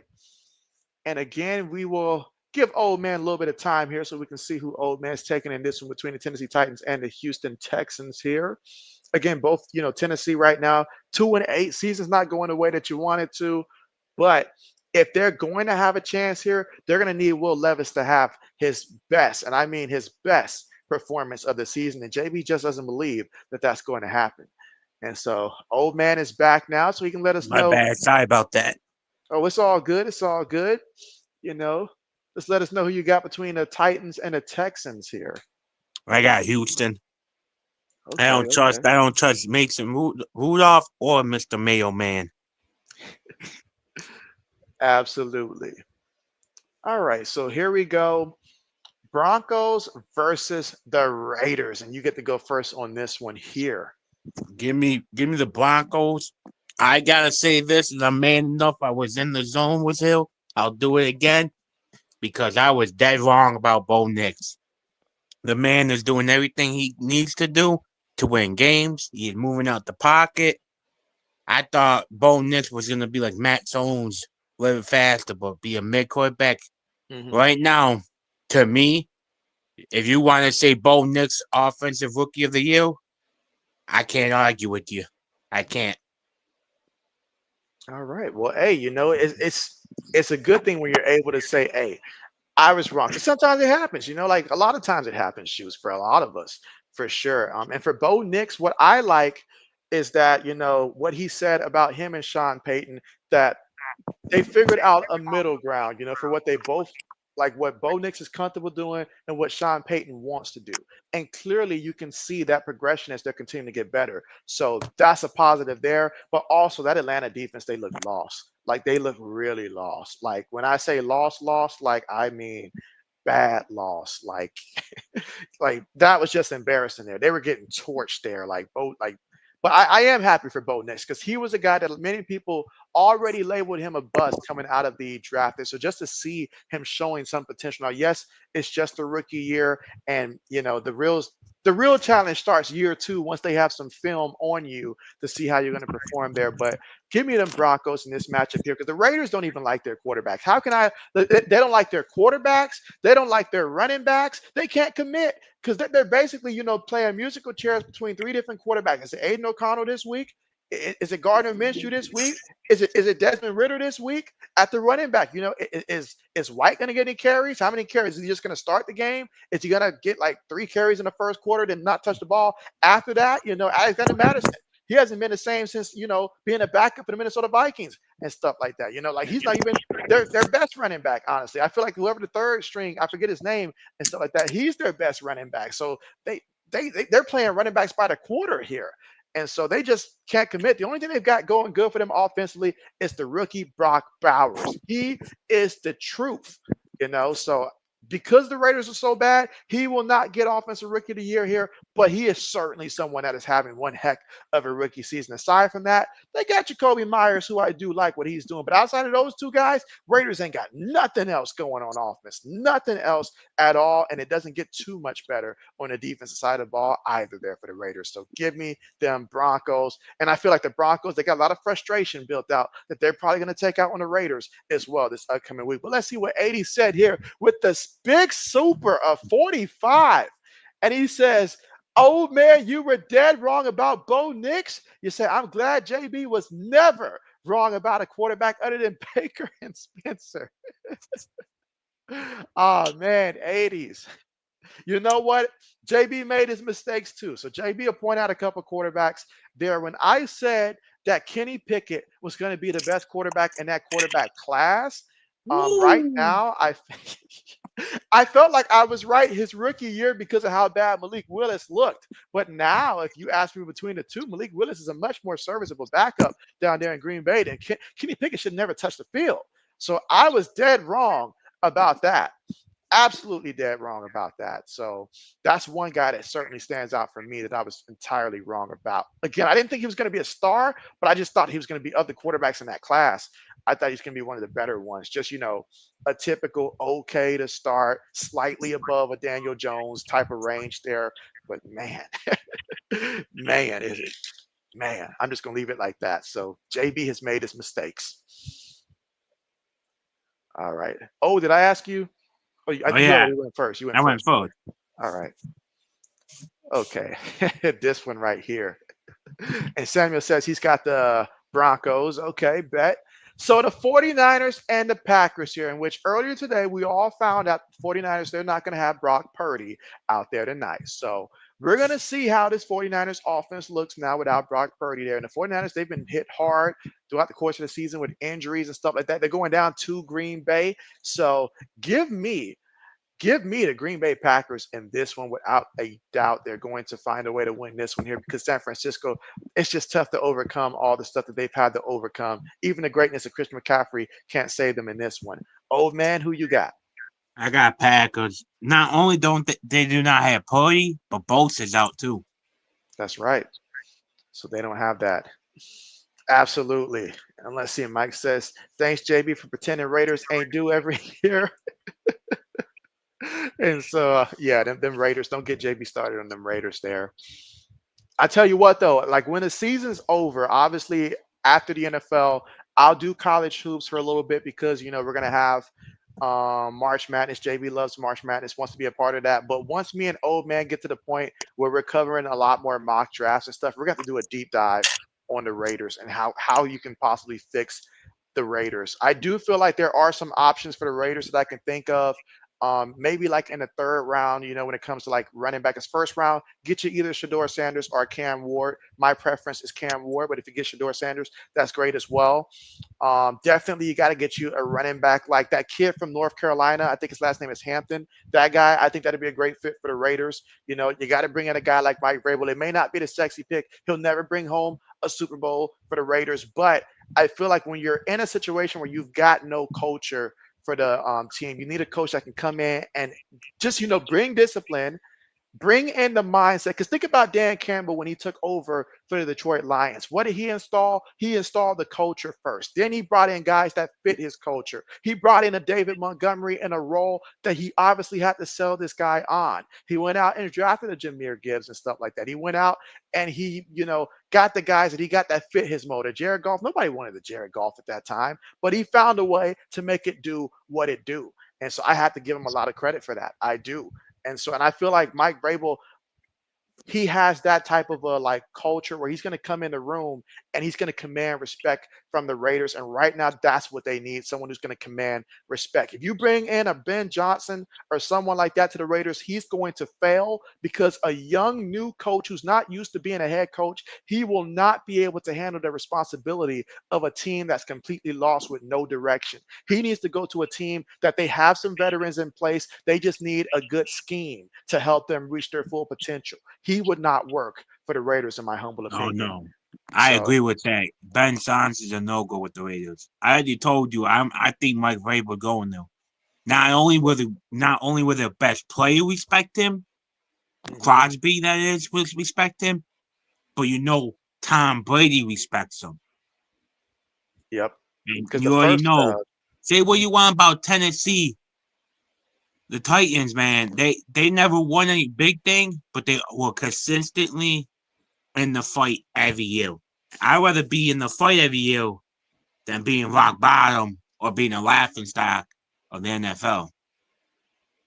first, it starts with getting competitive. Once you get competitive, if you're not happy after about 3 years of back and forth between 8 and 10 wins there, just because you got Patrick Mahomes in the division, that's going to be tough to begin with there. But you're competitive. You're seeing that you're in the playoff picture. Then you can upgrade after you've got a core. But you have to get a core of guys that have that want to. You can't have guys that's going to be acting like divas and stuff, and then got that fight in them. So that's where you start. That's where you start. All right. Well, let's see. Mike says, "Oh, it might actually be from the Forbes family." Man, I Let's wish see. Right? I be rich. Let's see. Let's see. 80 says Niners need to get safety Sanders Brock. And you say, so I'm sorry, safety Sanders. And you say Brock B is trash. Brock Purdy is trash. Okay. Okay. All right. Let's go on to these next picks now. Ode, I don't know whose turn it is to go first, but we'll start with you because we No, I'm can't think of the going first. Cardinals. I Yeah. was wait. I was gonna tell you I'm going for it no matter what. I've been driving this train from day one, people. The You have been. Cardinals are the real deal. Keep sleeping on them. I got them winning this. They're gonna take the division this year. Keep sleeping on them. All right. So you've got the Cardinals winning this one here. So I am going to go ahead and I am going to rock with I'm going to go ahead and rock with the Seahawks on this one. Let's go. Let's So, yeah, go. JB is going to take the Seahawks in this one. I feel like it's going to be a close game down to the end here, but Seattle finds a way to win it at home. 12th man gets involved here. I know sometimes it doesn't feel like they still got the 12th man, but they do. And they're going to be here for this Cardinals matchup here. So give me the Seahawks in this one. I feel like it is a coin toss, though, either way. All You right. know I So can JB's turn to go first with this one here. So all right, so I've got in this matchup again the Eagles versus the Rams here, and this one is actually going to be a primetime matchup. This is the I believe Sunday night matchup game if I'm not mistaken here. So I mean, we see what the Eagles get going, when they have Saquon Barkley gets things going there in that backfield. That makes life very easy. We just saw the Rams get a win against the New England Patriots that was super close there. And so that tells me this Eagles team, I feel like right now there's still some room to improve there. I need to see Devontae Smith go out there and have himself a big game here. But I he's feel like not this is playing. the kind of thing he's not playing. No. Well, thanks for that one right there. Either he's doubtful, or I seen he's Mhm. doubtful and he didn't practice and they thinking he's not gonna play. Okay. Well, still though. So that means more opportunities. Oh man, that makes it a lot tougher there. So with that being the case there, I'm still gonna choose the Eagles here because of Jalen Hurts and his legs with Saquon Barkley, but that changes my outlook on how this game's gonna go. So a close one, 24-23. over the Rams here on the road. But who you got in this one? I got the Eagles. I think it's gonna be a Saquon run heavy, and then dump it off to AJ Brown day. Oh yeah, hey, that's good for my fantasy team. But I'm glad you told me though, because I do have in one of my other fantasy leagues, I got to take Devontae Smith Yeah, out of that take starting a look at it lineup. because I seen I'll on take him Twitter out. either he's doubtful, he didn't practice, so they saying he's either doubtful or he's out. Let's see. 80 said that Arizona isn't taking anything because of all the you said because all the big video game companies release their playoffs. I'm sorry, release during the playoffs, and that midget quarterback loves these games. Oh man, Hey, you know say my what's man's gonna be crazy? distracted. You know what's crazy? I think he's undefeated since the new Call of Duty game dropped. Well, there it is. Well, there it is. Samuel says he picks the LA Rams to win that one. And 80 says, wow, you both got the Eagles. Now we know if Zoe was on, he probably would have went with the Rams there. But Yeah, yes, Smith's me and not Owen, playing. yes. So what we got NFL tweet out: Eagles. Eagles Devontae Smith hamstring out for against the Rams. Okay, I mean, but if we're keeping it real so far this season, Devontae Smith, and it's been very disappointing on my fantasy team, but he hasn't had the numbers that Devontae Smith has had in prior seasons. I So he could be a sneaky trade. People don't want to hear it, but you paying a lot to AJ Brown. You better have to start paying these rookies that looking good at coming up. They might have to right. trade Smith. You can't look at around. What NFL team has two big wide receivers paid? Yeah, you're right about that. You're right about that. You're right about that. But yes, 80s, we both picked the Eagles here. And I see 80 says AJ Brown strong. And so, oh yeah, oh yeah.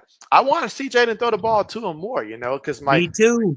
I in got him in my fantasy money league. football, yeah, I was about to say in fantasy football, man, I be kicking myself when Saquon scores a touchdown. I'm like, Brett, throw the ball, or at least keep it yourself, Jalen Hurts. Don't give it to Saquon because I'm the guy who's like my biggest rival. He has Saquon in like two leagues, and so I need him to stop scoring so much. You think you're bad? I have one dude in my money league who had Saquon Barkley, uh, Gibbs from the Hmm. Lions, and Ooh, he has Derrick Henry.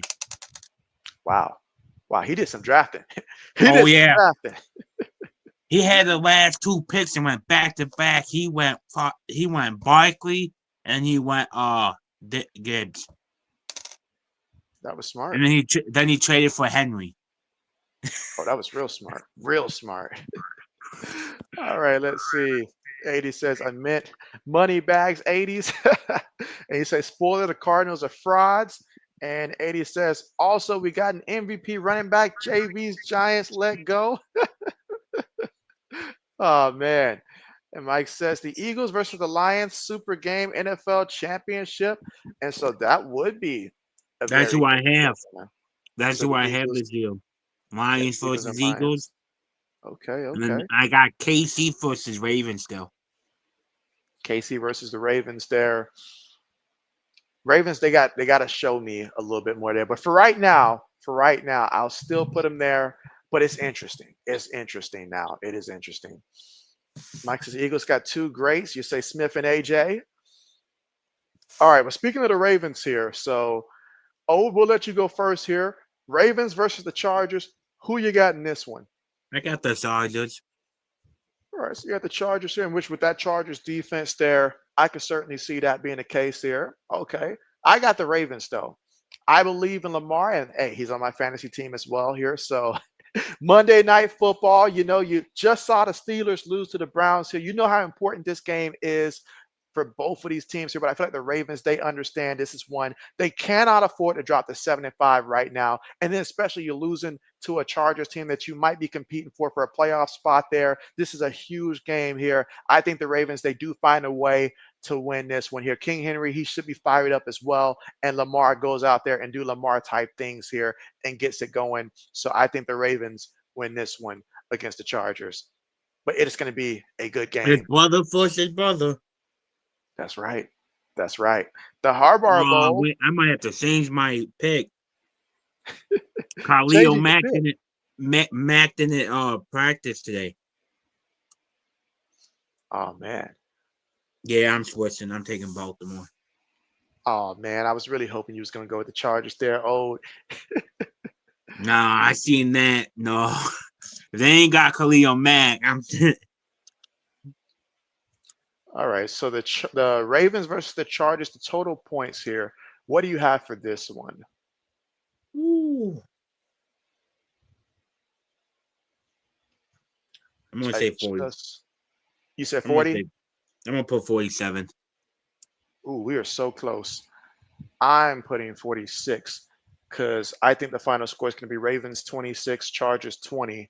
So 46 points. All right. So Buffalo's on the those, bye. You think that's you're getting right. away from me, Buffalo? You're gonna take the L on the bye, you mother lovers. So, hey, it saves you from taking an L this week. I know. It saves you from taking an L. So now we'll switch gears over to the NFL playoff picture right now. So let me switch this over once I pull it up.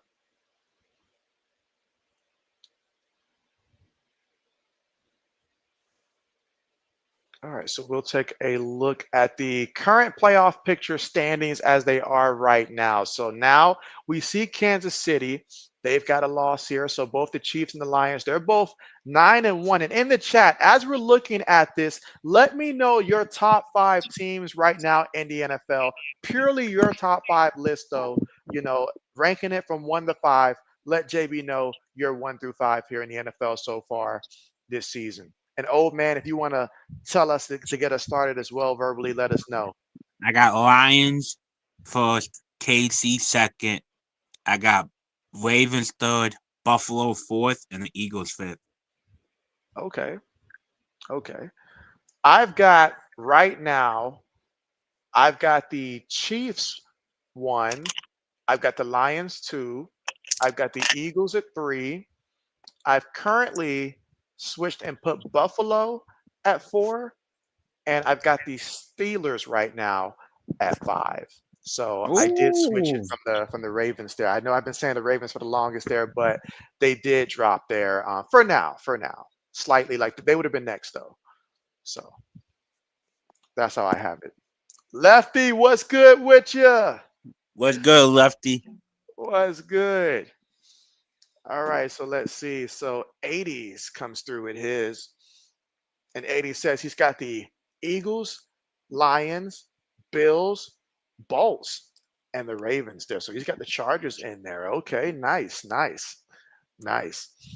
All right, so let's take a look at this. And Lefty says at work, so nothing. So bet, bet, bet. Well, hey, you're on the clock, you're getting paid. That's what's up. That's what's up. And 80 says, JB and old man, do you know what the best thing about Dallas is? I'm going to take a guess and you're going to say absolutely nothing. You're No going to say taxes. absolutely nothing.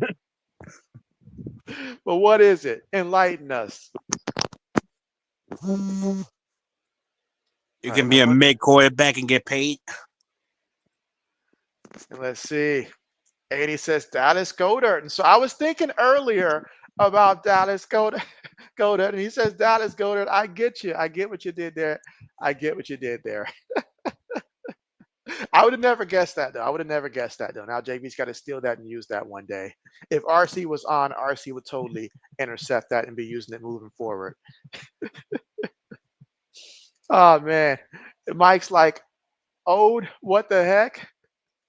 And he says Dallas needs more fantasy points. Well, I tell you what, without Devontae Smith, that's going to certainly open a door because everybody's going to be trying to take out AJ Brown, which means it's going to be a lot of that throwing it to Dallas Goddard. So absolutely. Absolutely. But yes, looking at this playoff picture here, and I'll scroll down a little bit My as we bad, can Mark. see. You gotta remember though, whenever I say forget the Bills or whatever, you're one of the few cool Bills fans. I got respect for it. That's right. You know what? I meant to ask you about that when you said if you're a Bills fan, don't follow me and stuff like that on Twitter. But I'm like, what about Mike? Mike's a Bill fan. He's I one of the got a cool couple ones. Bills fans that They family. I consider cool people that follow me. The rest of them, I dog. Let's see. And Mike says the Bills, Chiefs, Lions, Eagles, Washington, Ravens, Chargers, and then Vikings, Steelers, Denver. And so, I mean, that's quite the list there. Quite the list. And in that order, too. Okay. Okay. So Washington above the Ravens.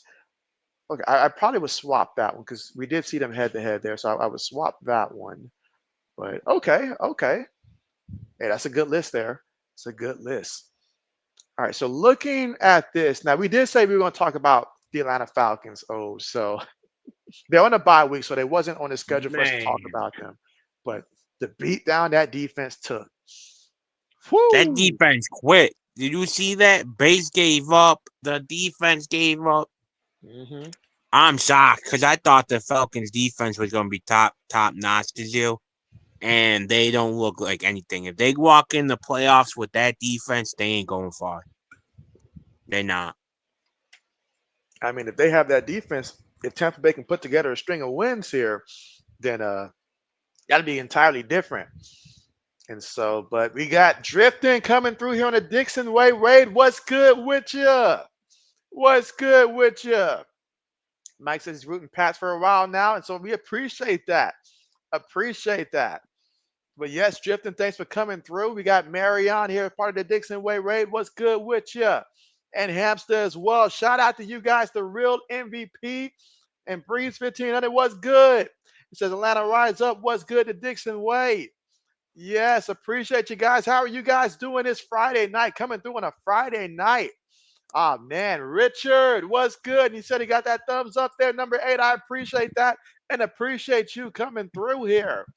And Sports and Society, what's good? Again, a part of the Dixon Way Raid. What's good with you? Kool-Aid in the house. What's good? And Drifter says, nah, Dixon is the MVP, bro. And so, oh, absolutely. Absolutely. My guy coming through. And he said, we all right? I'm awesome. Okay, bet. And let's see. Ryan says Dixon Way Raid. Appreciate you coming through. Ryan, how are you?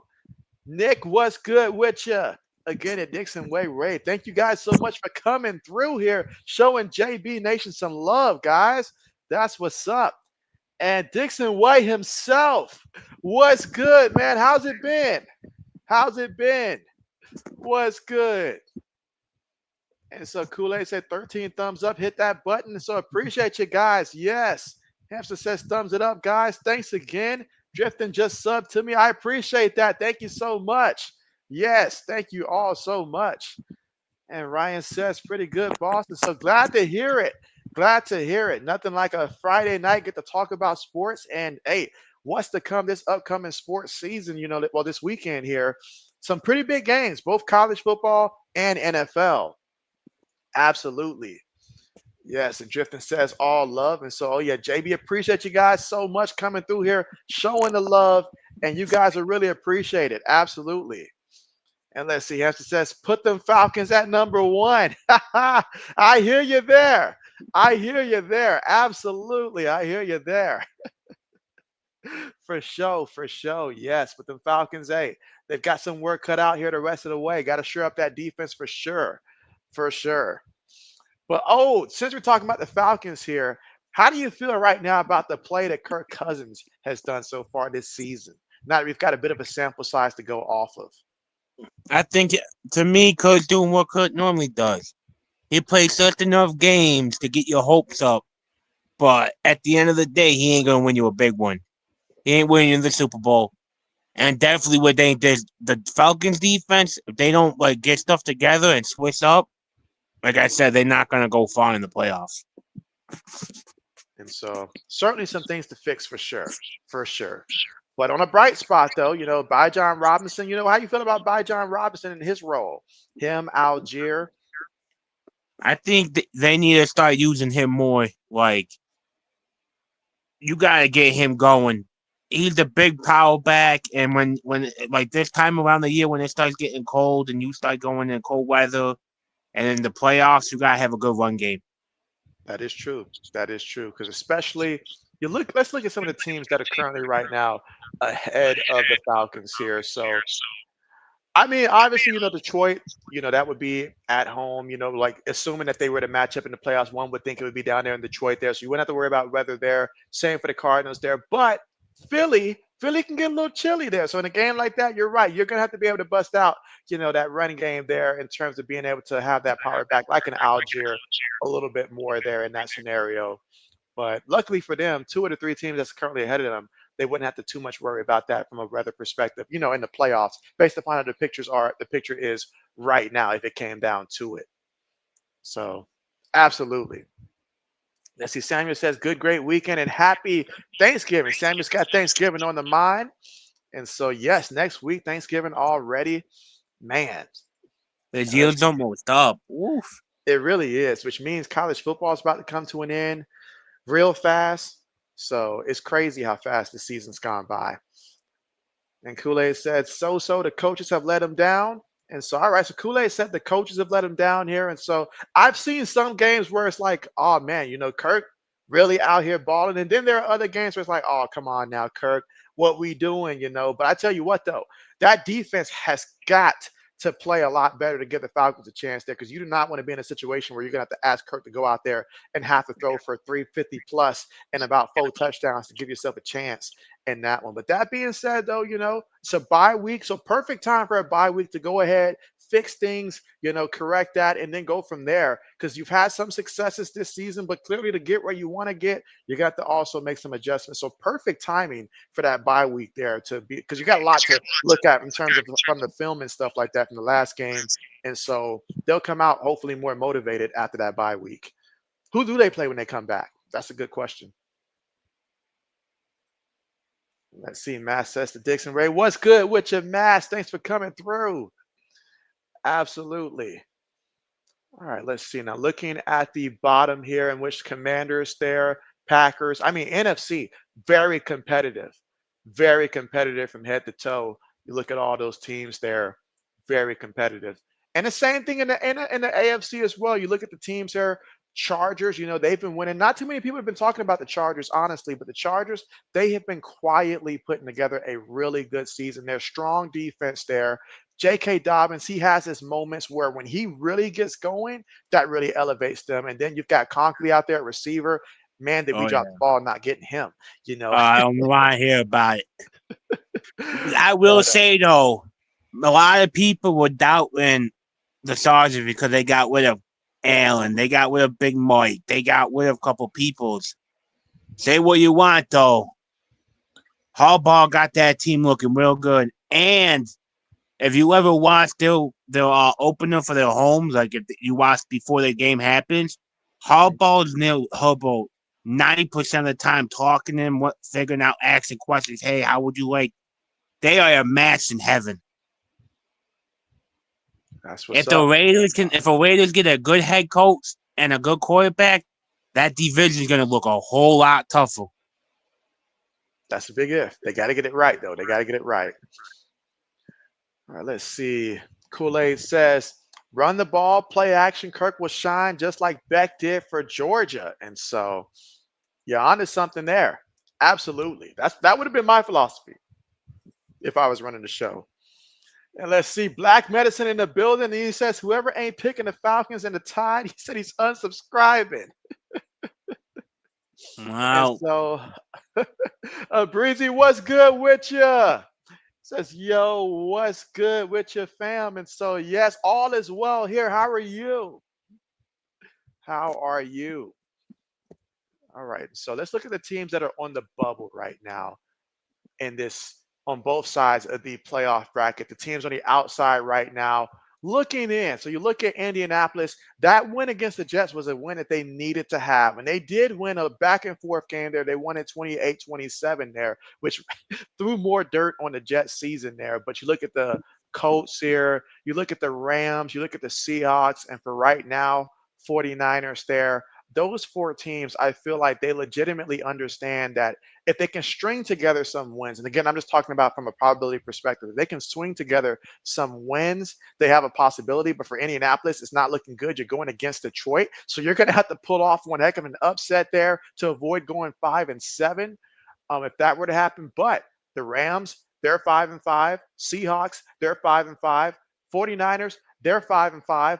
All of those teams, they are 5-5, and the Cardinals one game ahead of them at 6-4. So all those teams understand that they are very much in the thick of things. All of those teams in that division, the NFC West, it's crazy. It's crazy. Someone's got to want it. Someone's got to want it. And let's see. Barbara says, "Thank Breezy. We don't waste no time." And so yes. All right. Let's see. And so Blood Eagle, what's good? You say, Zoe, what's up? And so is Zoe here in the chat also? Did I miss him? But yeah, and so I know Zoe's under the weather here, so he would normally be up here with us as well. But certainly he is missed, though. Certainly he is missed for sure. All right, so let's see. Hey, Breezy says, who y'all got missing the playoffs? That's an excellent question there. So, Old, I'll give you first crack at this, and let me go ahead and move up a little bit so we can look at some of the teams. And let me know if you need me to go up or down, but we can look at some of the teams that might be, a candidate that right now they have a shot at the playoffs. But let's just go ahead and start from the bottom and say who's clearly eliminated and work our way up. How about that? That's So, fine with me. all right. Well, So, I can say the Jets, Browns, yeah, Bengals, Pats are done. They yeah. done, All these teams you see down here, these are the done. thinking about next year's squad here. No They already chance. doing draft. They doing mock drafts already. They're sneaking in coaching interviews right now, like at this point, like illegally. That's what they're doing. Titans, Panthers, they're done. Patriots, Saints, they're done. And that's supposed to say the Bears in that division, they're done as well. Jets. So those are your done, like done, dead in the water, not coming Me back, no chance. personally, Browns I got too. the I got the 49ers missing the playoffs, and I got Dolphins missing it. All right. Yeah. So I do feel like at some point, like Miami will get eliminated. They're not going to make it. If it's not clear already, Bengals are not going to either. 49ers got too many injuries going on. I know it's close, but it's easier to bet against them because they just have so many injuries going on, and it's just a lot to overcome. So I think that they will be on the outside this year looking in. Um, Indianapolis, ultimately, when it's all said and done, because of the success that the Broncos are having and stuff like that, I've got Indianapolis. They're not going to make it. I feel like. How are you feeling about the Seahawks and the Rams? Because I do legitimately give both of them a chance. I Obviously think for the the Cardinals. out of the two teams, I think the Seahawks will make it. But like I said, I got the Cardinals winning the division. Okay, so yeah, I do feel. Let's see. Well, in order for them to make the division, that means somebody up here. If you have the Cardinals winning the division there, so that means they can't win the division. That would mean one of the three teams that you see here in the wild card, you would have to have them fall off in order for another team to rise up there. So I think the only path is for them to win Packers, the division because you think the Packers are a candidate to fall off. they could Let's be. 7-3, 5-5. I know it's a long season there. But they'll play the 49ers up, and I feel like they'll beat the 49ers personally. That'll move them to 8-3. Seahawks, it's a good chance. Now I know I picked the Seahawks to beat the Cardinals here, so don't hold me to this, but it's a good chance they could lose to the Cardinals this upcoming weekend here. So I feel like the only chance they got is if they take the division. If they don't take the division, I do not believe that they're going to make the playoffs as a wild card this season because it's just really hard. The Commanders, I feel like they'll be in there, and I do believe that the Packers are going to find a way to get in there. But the Packers, hey, you know, let's see. Abrizi says the Packers are going to be dropping there. Okay, okay. JB could be wrong there. JB could be wrong, but as you can see, what they have statistically speaking, if they were to win, probably in making a playoff turns into a 91% with a win. Whereas if the Seahawks were to win, that jumps them up to 34. So just based upon projections from what we know without looking at the schedule and stuff like that, I got to give the Packers the benefit of the doubt from what they've done so far and just the potential of what they can do the rest of the season. All right. But yeah, that was a tremendous question, though. Tremendous question. Let's see. JB, who's my team? Yeah, my team is the New England Patriots. Yeah, the New England Patriots there. So, yeah, JB's team is dead in the water, but everybody knew that coming into the season.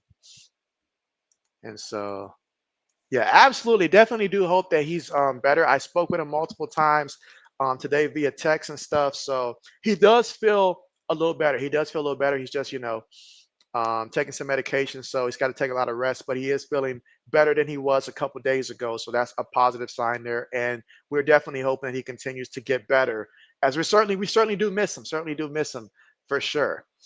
I had a couple of things I wanted to ask Zoe myself and stuff like that, coming into the stream there, but he certainly is missed. All right, so you said you got the 49ers missing it. And so yeah, I got the 49ers missing it as well. Their injuries, that's a lot to overcome. It's a lot to overcome. And if they can't beat the Packers there, that's going to really dampen it. Because if they lose, playoff percentage drops to 14%. And I don't think they're going to win the division. So, absolutely. Black Manson says Vikings must be about to lose this week since Zoe done hauled it. And so, nah, I mean, who did the Vikings play again this week? Oh, Chicago. Nah, they got this one against Chicago. Let's see. Black Manson says you agree with old man. And let's see. Brazier says Purdy and Nick Ross. Yeah, Nick Bosa out. You say is out this Sunday, so that's going to hurt them. And so yes, that's exactly what's going to hurt them a lot. Absolutely. All right. You say Packers. Packers are dropping. Let's see. Samuel says playoff game for the Chiefs, and so the Chiefs will definitely be in the playoffs. There, I think you can book that one there. If the Chiefs aren't in the playoffs, JB would be extremely shocked if that was the case there. So you can book on that one. The Chiefs being in the playoffs. Let's see. Samuel says game playoff win there. Let's see. Breezy says, you think the Vikings can still win the division? Can they still win the division? I say it's absolutely a possibility. If we're asking, can they do it? Because you look at this, they're 8-2, right? And so the Lions, they are 9-1. Now, obviously in the NFL, it comes down to who is the most healthiest, week to week. So we know injuries can happen at any moment that can alter that. You're just one game behind. And quite frankly, if a referee didn't pretend not to notice a certain penalty, who's to say you guys would have lost that one? We can't talk about what happened in the past there. It is certainly possible that the Vikings the second time around could win, and that the Lions could lose another game, maybe even another two games. You never know. They could, you know, split with a Green Bay or something, something like that could happen. Ain't no telling. So they're certainly, susceptible to losing another game or two. So it's certainly a possibility that the Vikings certainly have a chance to do it. So I would not sit here and just say that this is automatically going to happen there, because there's so much football to be played. And if there's one thing we know about the Lions, I'm sorry, not the Lions, the NFL, expect the unexpected. We just saw the Pittsburgh Steelers lose to the Cleveland Browns. On paper, that would have made no sense on paper. But with the weather starting to get bad with some of those games, you just never know. You just never know. So it's certainly a possibility that Minnesota can still win that division. Believe that. And let's see, Breezy says, I will say you guys got a dog in Drake May. And so it makes me happy to watch Drake May play. It is so nice because you see the kids got real talent. It's not like a system quarterback that's going out there and just playing within the system there. He's making legit plays and he's elevating those around him. Does this always result in W's? Heck no. Is there a lot of things that he's still learning? Obviously, but I'm seeing enough good things out there that it's encouraging. And if I'm a free agent like T. Higgins and they throw the bag my way, keyword, if they throw the bag my way and I'm T. Higgins, I at least consider it. Because before that, if you were going to try to sell me on Jacoby Brissett, I said, heck nah. If I go there, this will be my last contract. 2 years from now, I'll be out of a job and stuff like that. But someone like a Drake May, that's someone who guys will want to play with, from what they've seen so far. So that's encouraging, very encouraging.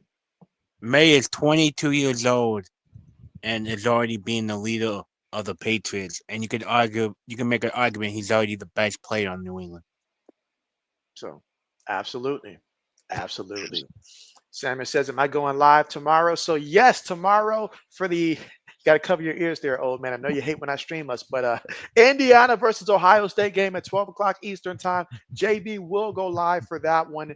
And so you guys know, and if you don't know, JB is an Ohio State Buckeye fan there. So going against Indiana. We're going to find out. The truth is, we're all going to find out how good Indiana really is. All right. We're going to find that out here. This is a true measuring stick game for them because prior to this, I'm pretty sure the best opponent that they played was Michigan, unless you guys can think of someone that was better than that. That's probably the toughest team that Indiana's played so far this season. So we are going to find out just how good Indiana is. And Michigan looked pretty good against Indiana in that matchup there. If I'm keeping it honest, it was, competitive there. I do like what Indiana's done. I think that their coach deserves to be coach of the year because anybody that can take that program and do what he's done. And then the quarterback that they got, I forget where he transferred from, but I do remember his name when I see his name. He was pretty good where he was at before. And so it was a good move by Indiana to bring him in. So I do like what they're doing, but they're not tested. And that ultimately is going to bite them because they're just not tested there. And quite frankly, this is not the kind of game that you're going to want to go into without being tested this late in the season, honestly. But that's JB's 2 cents there. You guys can determine if you think JB's being biased or not. I know Zoe would probably say that JB's just being a Buckeye here, but I'm just saying what I think. And let's see. Skull says the Lions will lose to the Bills. And so the Bills out here writing checks, guys. They're out here writing checks. But does anybody believe that the Buffalo Bills will win the Super Bowl? If anybody in the chat believes that, let JB know if you feel the Buffalo Bills can eat. Let's just go as far as making it to the Super Bowl. Does anybody give the Bills a real chance to make it to the Super Bowl? Let JB Nope. know. Oh, we know how you feel about Buffalo. We know that.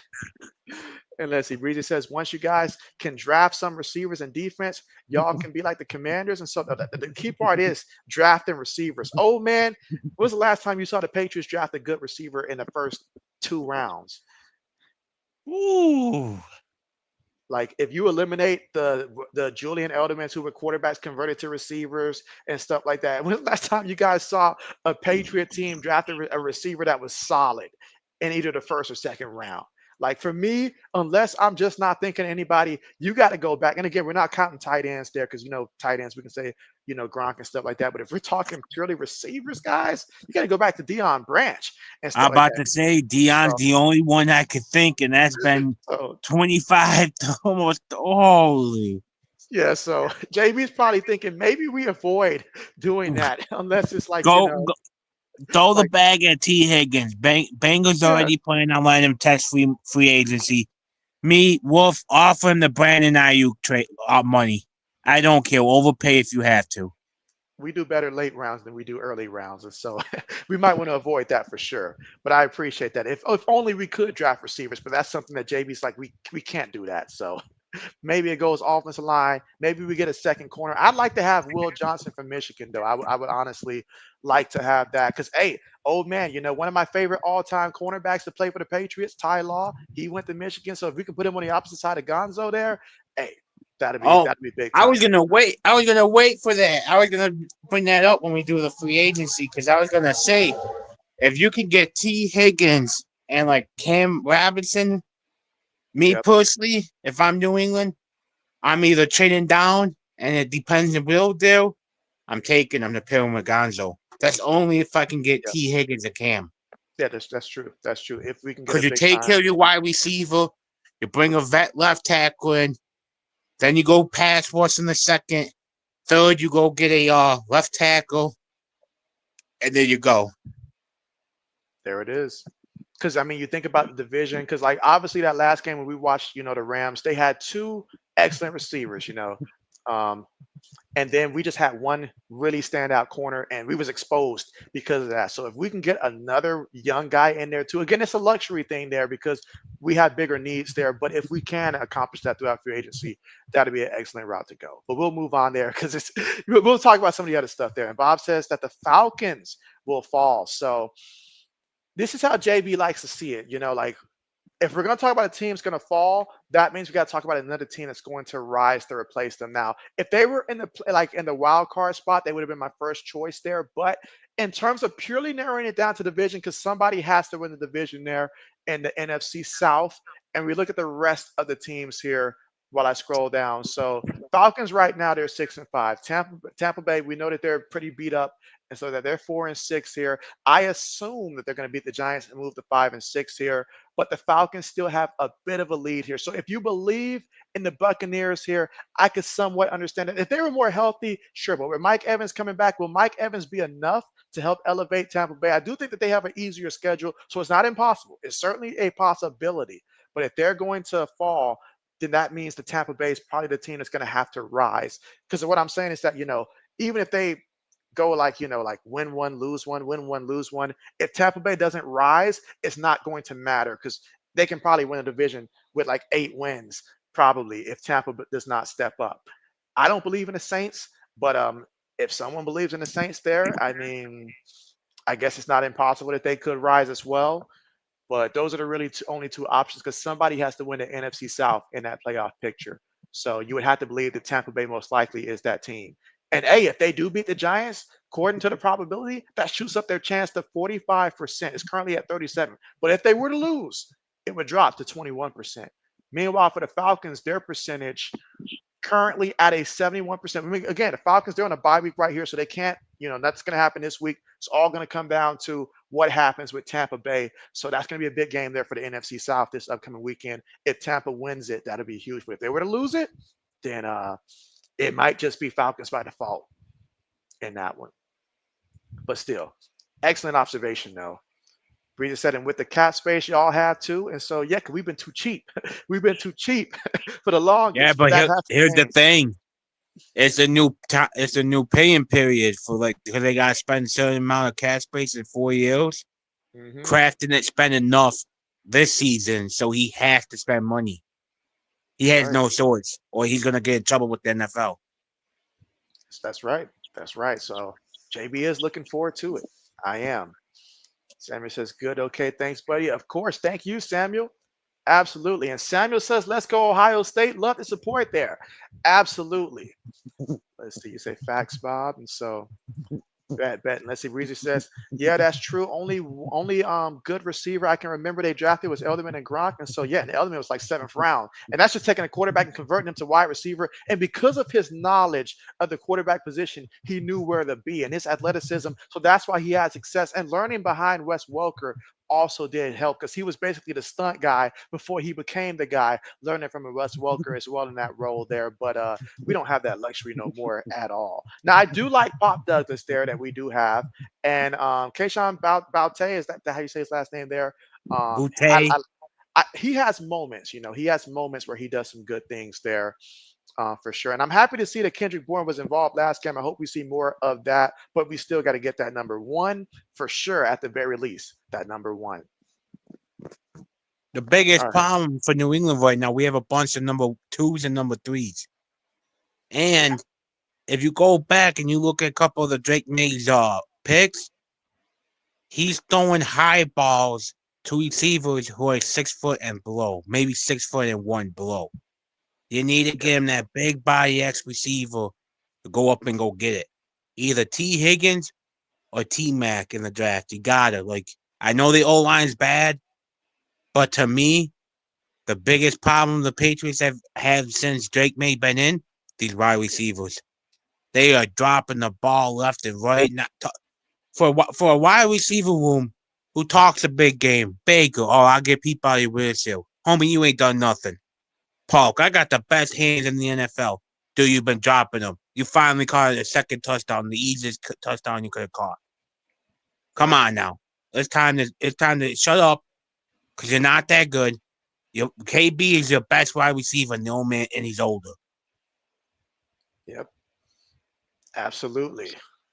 Let's see. Breezy says they have a real chance, but now they're not getting past the Chiefs. And so let's see. Blood Eagle says they got as good a chance as anybody else. And so okay. And so Tycoon was good with you. You said Bill's writing a check. They can't cash. And so they can't cash it. And so, and again, when it comes to teams like the Bills, when it comes to teams like the Ravens, those two teams right there, they stick out to me. And I'm gonna throw the Chargers in there as well. It doesn't matter how good I see them look in the regular season. It's always going to come down to the postseason for those three particular teams. Because so many times I have seen them, and I was thinking to myself in the past, like, you know what? It's got to happen this year, right? And so wrong. But if I'm the Ravens, though, you went out there and you acquired Derrick Henry specifically for this type of a purpose. He's supposed to be that difference maker because when he was by himself with Tennessee, they were putting up fights just with him. So I would think that, with the weather getting colder and stuff like that, more crazy, you got to continue to lean on King Henry more. That combination of him and Lamar, if that doesn't work, nothing's going to work for this Ravens team. So they have to find a way to win some of these big games, especially when it counts the most. But yeah, I understand that about the Bills there. And let's see, Mr. JB says if Buffalo gets home field advantage, they can win the AFC championship there if they get home field advantage, you say? And so, I mean, if they avoid the Chiefs, because we know how the Chiefs get in the playoffs. You can't go off of what you see in the regular season for them because they know when to turn it on. They've proven enough times that they know how to, turn it on in the playoffs there. So could they do it? I'm not sitting here and saying that they can't do it. It's certainly a possibility. They're certainly one of the teams that should be favored, but history tells me to be very cautious when it comes to Buffalo in those situations. Such like when Tom Brady and Bill Belichick in New England was in their prime. Until you beat them, they favorite. Same thing with KC. Until you beat them when it matters the most, playoff, Super Bowl, I'm taking them. Yep. And let's see. Black Medicine says that Dion's from your hometown, and so Dion Branch. That's right. Let's see. Breezy says, but y'all got a new regime, right? And so, I mean, yeah, we got a new regime in there, but at the end of the day, you still got Robert Kraft. You still got Gerard Mayo, who was carried over from the old regime. And so you really Wolf. just went out there and, Wolf. So, I mean, but I'm not But saying it's the times are still like they were before because they're clearly not the same as they were before. But at the same time, I feel like now we should have a little bit more success because teams are looking to be like, okay, Drake May, we like how it looks. Because before, like last year, they didn't like how it looked down there in New England, so nobody was going to step foot there at all. But here, if we nobody. do, yeah, if we can win a couple bidding battles and stuff, we can actually get someone to want to join. You Someone. have But go you ahead, have old. to you have to overpay. If you craft, you have to go into this options and say, listen, we have the guy at quarterback. Our biggest need is O line, wide receiver. You have to get the best available wide receiver. And if it's true, Bengals are gonna let T. Higgins test free agency. He might not be worth 30 to $31 million per year. But you know what? Throwing the taxes while we Yep. have, and then throwing the fact that New England's not really that good of a team, a lot of unknowns and first time head coaches, first time this, you have to overpay. You did it for Max Owens. Belichick and Kraft went out there and overpaid Nelson Aguilar, Jonnu Smith, overpaid a lot of these players. You Better have to than do that for Drake May. You have to. If you don't walk in the next season with a true number one and better O line, you're basically like Matt Staff. You're gonna make Drake May into Stafford when he was with the Lions. Maybe one or two good players, but you're not doing shit. now he had a Calvin Johnson at some point though, but But did they do he didn't anything though? That's what I'm do saying. anything. You might have a one good, real good player, but you're not gonna have nobody coming there. Absolutely. Absolutely. All right, let's see. Blood Eagle says that the Vikings will win a division, Kings in the North. And so you heard it here first from Blood Eagle. And so, bet. Let's see. Breezy says, hey, here's an idea. I don't know if this can be possible, but since he hasn't been paid yet, what about Jamar Chase? And so, I guess the real question is like, would they really? Well, you know what? I'll go ahead and say realistically, no. And here's why. One, you know, I don't think that the Bengals love the idea of really getting rid of Jamar Chase. In that case, I think they will go ahead and eventually pay him, especially if T. Higgins, they're going to let him test. They've already made a decision who they're going to bring back. Second, to acquire a guy like Jamar Chase, it's going to cost us a lot. And we got many holes here, many holes. Yes, we can throw the money around, but with those picks, we got to be a little bit more cautious with that. So, for those reasons, there, amongst others, Jamar Chase, will he really be happy going from a team where sure he's got a losing record, but he can tell himself next year they'll be more competitive to go into a situation where you're most likely going to struggle badly again next season. I don't think he's built for that type of thing there. His body language tells me he's not built to be on a team like that. So it's best not to do that. I mean, we've learned from guys like, the Devontae Adams of the rail, what happens if you send them to a bad team? It's just going to be a 1 year, 2 year thing before they're crying to get out. We don't need that there. At least I feel like T. Higgins will be happy with the bag and stuff like that. He really cares about getting paid. So that's how I see it. Old man, what are your thoughts? Oh, I don't think they trade in Chase at all. Me personally, if you trade Chase, you're telling Bo you gave up, and at that point, I could see Bo telling them, "Hey guys, I tried. I took you to the Super Bowl. You've been trying to get this O line right. This O line is not working. Defense sucks. I'm doing everything I can, but you traded my friend and my best receiver away, and you let T Higgins walk when you all should have traded him this year and got something back. Nah, I would bounce. If I was Bo and they did that, I'd tell them I'm leaving. I'm forcing my way out. Yep. All right. Bob says that Baker will step up. Good old Baker. Let's see. Reese says, but they already paid Burrow, and I know they can't pay both Chase and him.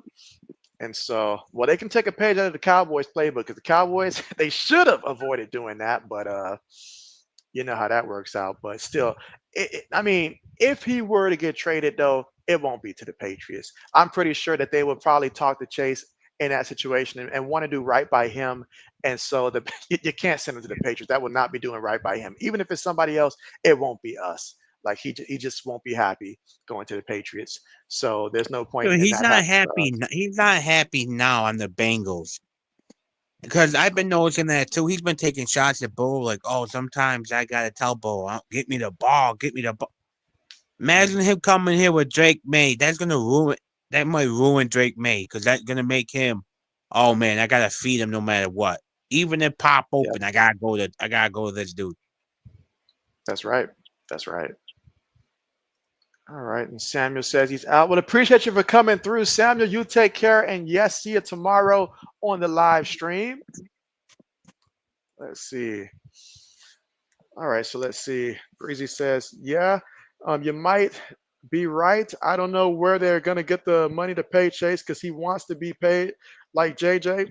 And so, I mean, hey, these receivers, they love getting paid now. They love getting paid. But I think they'll work something out ultimately. But if not, then whoever acquires him would be a team that feels like they're a good team and they just need that one receiver and they can make him happy. But as old man alluded to, that would just really mess with Drake May's development from a perspective of always having a guy calling for the ball when he needs to be in a situation where, yes, he needs the number one receiver, but he needs to be able to spread the ball to the open guy and not so much think about that yet. He's not there yet. Maybe once he's, been in the league long enough, about 45 years, then maybe he can handle a receiver like that, but not right now. And again, the price we would have to give up to trade for a guy like that is just not worth it for the Pats because we would just be bad with a big name receiver. And then he'll just get hurt, stay on the injured list, not get in there. We've seen that story way too many times. And Samuel says he pressed that like button. And thanks again, Samuel. I appreciate that and appreciate you. And so Barbara says, smash that like button. Appreciate that, guys. It means a lot to us. And again, we do miss having Zoe on here with us. Like I moved it from Wednesday to Friday because I did want to give him some extra time in case he would have been able to join there. But obviously, we're hoping that, he continues to get better. But it does sound like, each and every day he is getting better here. So he certainly is missed. And hopefully next week he'll be able to join us here. Fingers crossed with that. But I'm pretty sure that Zoe's got a lot of, Michigan followers and stuff like that. So I did want to bring up the whole Bryce Underwood leaving LSU, talk about going for the bag there for the NIL deal, and staying home and committing to Michigan. So, did you have any thoughts when you seen that about Bryce Underwood, the quarterback that decommitted from LSU and took the money to commit to Michigan? That's my biggest thing. To me, you can hate the young man or you can dislike that he went to a team and they said, "No, I'm going to take the money." I'm always for the player getting the money because we have seen these young players playing college go out there. Some of them get hit and never be able to walk. never be able to move, not Yep. even be able to play or talk again. If somebody's offering you more money than the other team, and you feel like, hey, this money will help my family at the same time, I can still play a good game. I'm all Mhm. for it. I'm all for it. Take it. Oh, Because let's absolutely. be real, these schools have been living off of football players and made more money off of football players than these young men are getting paid right now with these deals.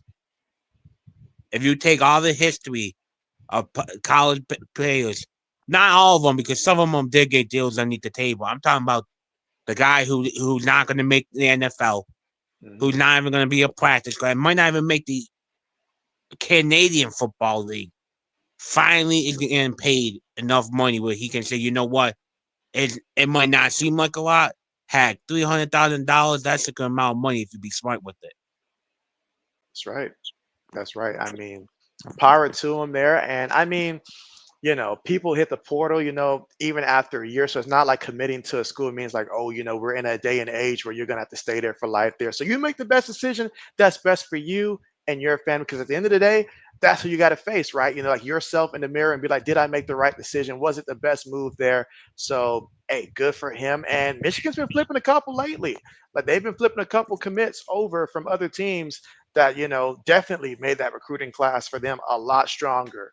So we'll see how that plays out there. But I am happy for him to get the bag there. Like he may be going to the team that's our rival there, but for him personally there, hopefully he has success there. He's going to be able to be in front of his hometown there. And most importantly, apparently getting that money there. So, good for him. Good for him.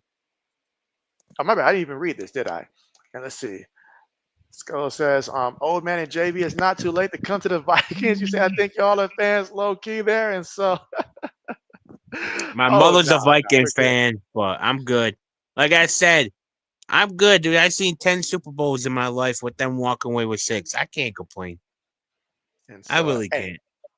I've never ever had any reason to dislike Minnesota for like any reason, like throughout all the time of watching them. Cause like as I said, like the Randall Cunninghams of the world, the Dante Culpeppers of the world, like back when we didn't see as many like how can I put it, as many black quarterbacks having success in the league. Minnesota was certainly a team that had a lot of those quarterbacks. So growing up, it was like all right, so Dante Culpepper in Minnesota, Randy Moss, all those guys. That was exciting to see. That was exciting to see. So I never really had a reason to dislike. And then when you guys moved on from having quarterbacks like that, and you moved on to the era where you had a guy like an Adrian Peterson in the backfield, and so it was always great to see AP because after LaDainian Tomlinson left, I feel like AP took over that top running back spot, and it was just fun to watch that. So I never ever had a reason to dislike Minnesota. I would always root for them to beat the Packers head to head there whenever they would play the Packers in those matchups there. So I never really had a reason to dislike them. Same against the Bears as well. Now I would root for the Lions though, because I was like, the Lions, they're always losing there. So it was just one of those things. Lions and Cardinals, they always got my sympathy whenever they play for the most part and stuff like that. So that's how it was for JB there. No reason to dislike them. All right, same way. I don't dislike the Vikings. I like the Vikings. And I'll be real with you. I'll tell the truth, AB. The NFL back then was not it still is. But for most part back then it was 90% racism. If you weren't white, you ain't playing QB. You could be the greatest brother QB ever, and you could be Mitchell Trubisky, and they gonna take Mitchell Trubisky. Ooh, Like that's how bad it still is to this day. But I think it's getting better. We still got a long ways to go, but back then, like you said, you mhm. really didn't see a lot of brothers at the QB spot. They were basically running backs, wide receivers, because in a lot of owners' mind, oh, they can run fast. Yep. And a lot of credit as well to the late Dennis Green, like Yes, his yes. impact. I mean, because Randy Moss thought he was going to be a cowboy, like not even just focusing only on quarterbacks, but Randy Moss thought he was going to be a cowboy. Cowboys turned on him, like they didn't want him because a lot of teams were afraid of his personality, really, when you really think about it. And Dennis Green's like, you know what? You're going to be a Viking, you're going to be a Viking. So, and he carried that with him when he went to Arizona. Obviously, he knew how to. You know what? We should have had him, help us out with some receivers because he knew how to get them. He knew how to get them. So, Larry Fitzgerald, down there in Arizona. Oh So, yeah. and he had for a period he had Jeff Blake down there at Arizona as well. So, Dennis Green, he was awesome. He was awesome. All right, let's see. Breezy says that might work against them, but it may work out. May work out. Let's see. You say you think y'all could get Travis Hunter since he can play both sides of the ball there? And so honestly, it depends on where we're picking from. Cause I mentioned how we can use a second corner and stuff. So you draft them. And I feel like it's easier if you draft them as a defensive back and then you have them come in some plays on offense, not the full time, but however you want to deep that up, whether it's 30%, 40% on offense, you can still use them at a high role since he wants to do both sides of the ball and he's great at both sides of the ball. But do I, in my heart of heart, think that he's going to play for us? I don't think that he's going to play for us, but could he? Is certainly a possibility because we can certainly, whether it's as a DB, whether as a receiver, it's certainly a possibility. But I do not think that he's going to be a New England Patriot in my heart of hearts. Now, where is he going to end up going though? Cowboys. I could certainly see Dallas being a team. That's Me, certainly a good one. I'll get And this out now, and there's no disrespect to Hunter. I don't think there's no way he's playing both sides like he's doing in college now in the NFL. There is no if he tries to, and the head coach lets him, that head coach should be in trouble. Because think about it, you playing all down on the wide receiver, and then you're gonna go across and play all down against on defense. You're gonna be playing too much. You get hooked one time, there goes your wide receiver, and there goes your corner. yep. Yeah, because I feel like if the Patriots are high enough to where we can take a Travis Hunter, which we would have to be top three, maybe top four. I'll just say top four. If we're in the top four, we are likely probably taking the best tackle that's available. That's like option number one. That solves a big hole there. If not that route, then things get interesting. But I feel like somebody would probably try to get ahead of us to get a Travis Hunter or maybe he may just say he don't want to be a Patriot.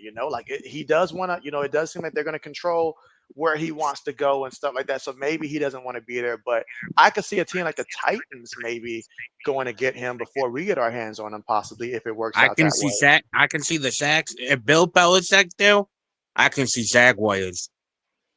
Because I think Bill Belichick will tell him, "Listen, you're playing mostly defense, and then you'll Mhm. play slot receiver. You'll come in, probably you play mostly. You probably play 80% defense, 20% offense." Absolutely. And let's see. Reezy says, "Is this receiving class strong this year?" Oh, you've done a lot of mocks, so I'll let you go first with that one. It depends. There's really only one wide receiver one in this draft, and that's T Mac from it. And then you got like guys from Ohio State. Trey Harris is a pretty good one, but he got injured, so he's gonna drop. This ain't the best to me. This ain't the best draft for wide receiver or QB, unless if you are top five, guaranteed you're gonna get Cam Ward, Shador, T Mac like that. Then yes. Other than that, I don't think there's really better better wide receivers. Last year was a wide receiver draft. All right, so now that I've got this pulled up here, let me go ahead and share my screen real quick here. And this is just a couple receivers from the draft class here. All right, so from like what I've seen so far at the collegiate levels, this guy right here, we call him T Mac here, but McMillan, Yep. star, an absolute That's wide star. receiver This is one. who, if we're going to go receiver, this is who we want here. All right, so That's wide he receiver reminds me of one. Mike Evans. Not to cut you off, but he reminds me of a young Mike Evans. And so, yeah, so if we're going to take a receiver there, that's going to be the pick there. I don't know why the screen keeps jumping like this. But aside from that, now I do like Luther there, but not as a number one option there. As a two, I could see that there. Now, Ohio State produces a lot of wide receivers here, but is this guy going to be at the same level as those other wide receivers? No. You're No. probably at best going to have to put him in a situation like what Jackson Smith and Jigma has, where he's like the third option, honestly, for him. I can't speak to Trey Harris. I don't know enough about Trey Harris there. You Isaiah, want me to? he's yeah, you can go ahead and speak to him. Trey Harris to me is a level B wide receiver one. Basically, if you don't have a true number one, he'll be an okay number one. His biggest problem is injuries, though. He hasn't been. He was injured this year. I believe he was injured 2 years ago too, for a couple games. His problem is injury. To me, he's a taller booty from New England. So if you're New England, if you think booty's good, you should want a taller version. That's Trey Mhm. Harris. Okay, and yeah, and looking at the board here, some of these guys, they were good college players, but at the NFL level, do I see them standing out? I can't say that's a fact there for Isaiah Bond there. I can't say for Evan Stewart, because Evan Stewart, he's got a great deep ball, but so many times I've seen guys at the college level be great and excel at just the deep ball and then like not be able to translate. You remember Devin Smith when he was at Ohio State? Oh yeah. He fooled me big time. He fooled Ooh, me I big time. thought. I thought, Oh, yeah, he fooled me too. I ain't gonna lie. I had my Google glasses on. I had my vision blurry. I thought he was gonna be the next top receiver, the next best thing, and hmm woo, yeah. he didn't do Now, nothing. That's why I'm saying this draft is mostly defense heavy, running back heavy. Other than that, like old lines really tackles really not that deep.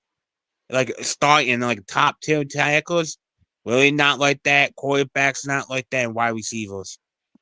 Basically, if you want a wide receiver one, it's T Mac. If you need a wide receiver two, three, you're looking at them.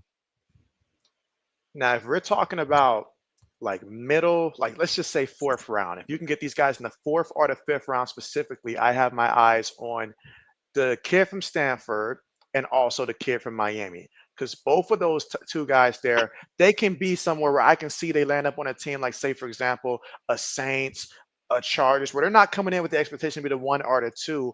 But, over time, they are the kind of guys where they can go in there, make plays and stuff. They have some high upside to them that you may not see their rookie year because they shouldn't be on the field their rookie year. But, year two, year three, they slowly work their way up the depth charts. Then next thing you know, you've got yourself a key contributor that can be a good, number three, maybe even a number two at some point if they're on the right team. So, but that's pretty much it. That's all I can say about this receiving class other than that. So, if you need a number one here, get to that top spot there. That's all I'm saying. So, that's an excellent question there. Excellent question. All right, so let me stop sharing that one there. All right, let's see. Breezy says, "Can you see Dion going to Vegas or the Cowboys for real?" You say, "I doubt he's staying in Colorado with his son getting drafted." And so I'll say this. I'll say this. I know that both Ocho Cinco, Chad Johnson, and also Shannon Sharp. They've had these conversations with Dion. So Dion has answered himself. Now, obviously, the last I seen it was at least probably about close to about a year ago, if not a year ago. It's been some time since then, so things could obviously change. But Dion brought up a key point, when it comes to the NFL specifically, you're dealing with grown men who's making a lot of money, which is completely different from an ego perspective of dealing with kids who are hungry. They want to make it because kids that are hungry and they want to get to where they seen the Dion's got, they're gonna listen. They're gonna put their ego to the side here because they know that he can lead them where they want to go, and they're humble. They don't have that distraction of, oh, I gotta hold out because of my contract and stuff like that. Where on Dion's like, he's trying to install a culture here, and it's hard to get grown men. And Dion has been in locker rooms. He's been an NFL player, as we all know, at the Hall of Fame level. So he obviously knows how those guys are. So for him to say that, even at that moment, if it was close to a year ago. I don't think he wants to go to the NFL. That's not the end game for him. Even if his kids are going there, he wants them to make his, I say not I say his kids, and I include, Travis Hunter in that because he treats Travis Hunter as if, that's one of his kids, that he clearly cares about the kid there as he does, anyone who's willing to go out there and commit to his program and listen to what he has to say. So I don't think that Dion's going to make that leap to go to Vegas. I don't think the Cowboys, although people around the Cowboys organization outside of Jerry Jones wants him, I don't think Dion wants it. And I honestly don't think that Jerry Jones wants Deion Sanders. Jerry wants the mic in front of him. He's not going to go out there and hire a coach who's going to bring more spotlight than what he's going to get. Y'all got to realize about that, about Jerry Jones. He wants to be the star of the team, and nobody's going to shine brighter than Jerry. So if he went out there and brought in Deion Sanders, that takes the mic from in front of him. And he's not going to like that. This is Jerry Jones we're talking about. So, no, that's not going to happen. And Vegas, nah, that's not going to happen. Vegas is not going to happen there. It just won't happen. So, I think it's a good chance he stays at Colorado. And the fact that they had that, what is he, a 5-star, 4 or 5-star quarterback that just committed to Colorado this week tells Yeah. me he feels confident enough that Dion's going to stay because this is like a recent thing. So honestly, Dion's coming back another year in Colorado at the very least. Plus, like you said, Primetime said this multiple times in interviews and everything. He whether work with kids where he can affect them right away and get them ready not only for the NFL but manhood. Yep. If you look at where Dion came from to what he became, say what you want about his coaching style or it's about bling and this. As a man, you gotta respect Dion. He is going to single parent homes and telling them, "Listen, I could take you on and I could do it." He did it for Hunter. Look what he Yep. did for Hunter. Hunter, you asked Hunter. Hunter did an interview where he said at one time he didn't know what to do with his life. It was a downward spiral, and Prime pulled him up and told him, "Listen, you got talent. You're gonna be special. Come with me, and I can show you how not only be a player and a leader, but be a man."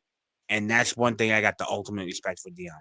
You could say he's a money hunting girl. He grabbed the money, he left, and this deep down in it, there is nobody else right now in college that I would want a, a nephew, a son, a brother, whatever to play with or learn from is Dion. That's awesome.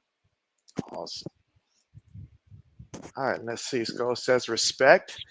Appreciate that. Angel says JB cheers, fam. And so appreciate that, Angel. Hope all is well. And what's good with you? All right. So I know I'm probably late on that one. I see that old man already mentioned that one there, but I'll go ahead and reshare the If you're standings here. looking for the draft, if you're looking for a good wide receiver 2/3 guy, a big body receiver, go get it. He can also play a halfback. He also can throw the ball. It's Seven Williams from TCU. He's 6'5". I think he's like 220 or 230. He will line up in the backfield. He lines up as wide receiver. He even does trick plays. To me, wherever Ben Johnson stays with the Lions, I think the Lions are going to grab him. Oh yeah. Oh yeah. That would be good. That would be good. All right, but okay, so you said Pat's at number 5 there. So okay, so yeah, if we're picking at 5, I fully expect that by the time 5 gets on the board, I think Travis Hunter's already off that board. Yeah, I have. If you want Hunter, you're gonna have to get a top 3 pick because I think it's gonna be Cam Ward to New York Science, Shador to the Raiders, and I think the Cowboys are gonna trade up for Hunter. So yeah, I could see that. Whoever wants them at 3, they're gonna trade up because whoever's got number 3 is gonna be like, hey, we can get a bag in return for this. If they don't want him himself, if they don't want him himself. Me Uh, personally, I kind of agree with people now when they say having the first and second pick this year isn't like last year because there's really the quarterback draft class isn't that good. And a lot of people are saying Cam Ward might not even be that good. He might be like Williams running into the sacks and fumbling. that's a bold comparison there. Bold comparison. All right, let's see. Mr. JB says that Minnesota made him mad because they couldn't win no Super Bowls. So he went to see them win a Super Bowl and it made him mad. Okay. They're the Buffalo Bills of the NFC. Let's see. Reedy says, "Oh, that's a good spot, but it may take 2 to 3 picks to get Hunter." So, yep, exactly, Yeah. exactly.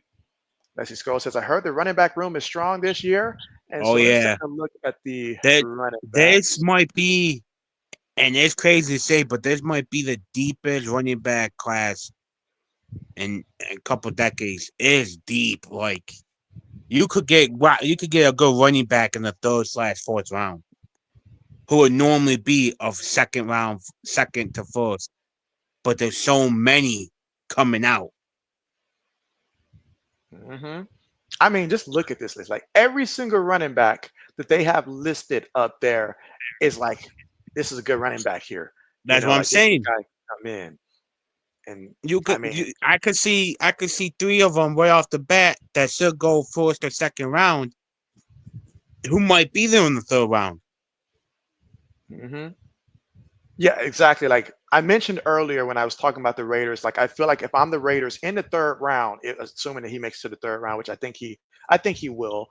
That's On you're talking Marion about. Hampton, North Yeah, Carolina, he's the one. perfect He's fit the there for the one Raiders. person I have drop into the third round.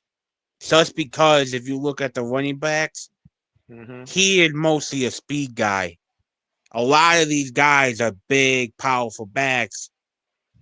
Better all around too. And I'm gonna say this also: the special part about any of these running backs that's gonna be taken, because I assume some of these guys might make it to like that fourth, fifth round there. But any of these guys that make it late, you know how it is. You get an Isaiah Pacheco that comes in, late round there, but they go to the perfect team there. Because if you're drafting a running back late there, it's not so much because of need, but they can be a complementary piece. And you just never know, especially a guy I mean, all these guys got real potential there, but Nicholas Singleton. We've saw what Penn State running backs have done in the league, and Nicholas, he is He might be good. going back. He might be He going might be back going back. just because how deep this. Because right now they're not even showing you fifth or sixth round running backs who Yeah. right now should be going to the draft, and they are good in this. If you can get the guy from Pins, I think it's Pins or Phils from Klinsman. He's a Mhm. good wide running back who I don't see going in until the fifth round if he goes in. So some of these running backs will go back, but as right now, it's deep. Yep. Absolutely. All right. Let's see. Breezy says so. Trey Harris is like Jordan Addison, a great 1B. And so, would you call that accurate, old man? Like a Jordan Addison or like a Devontae Smith type of 1B?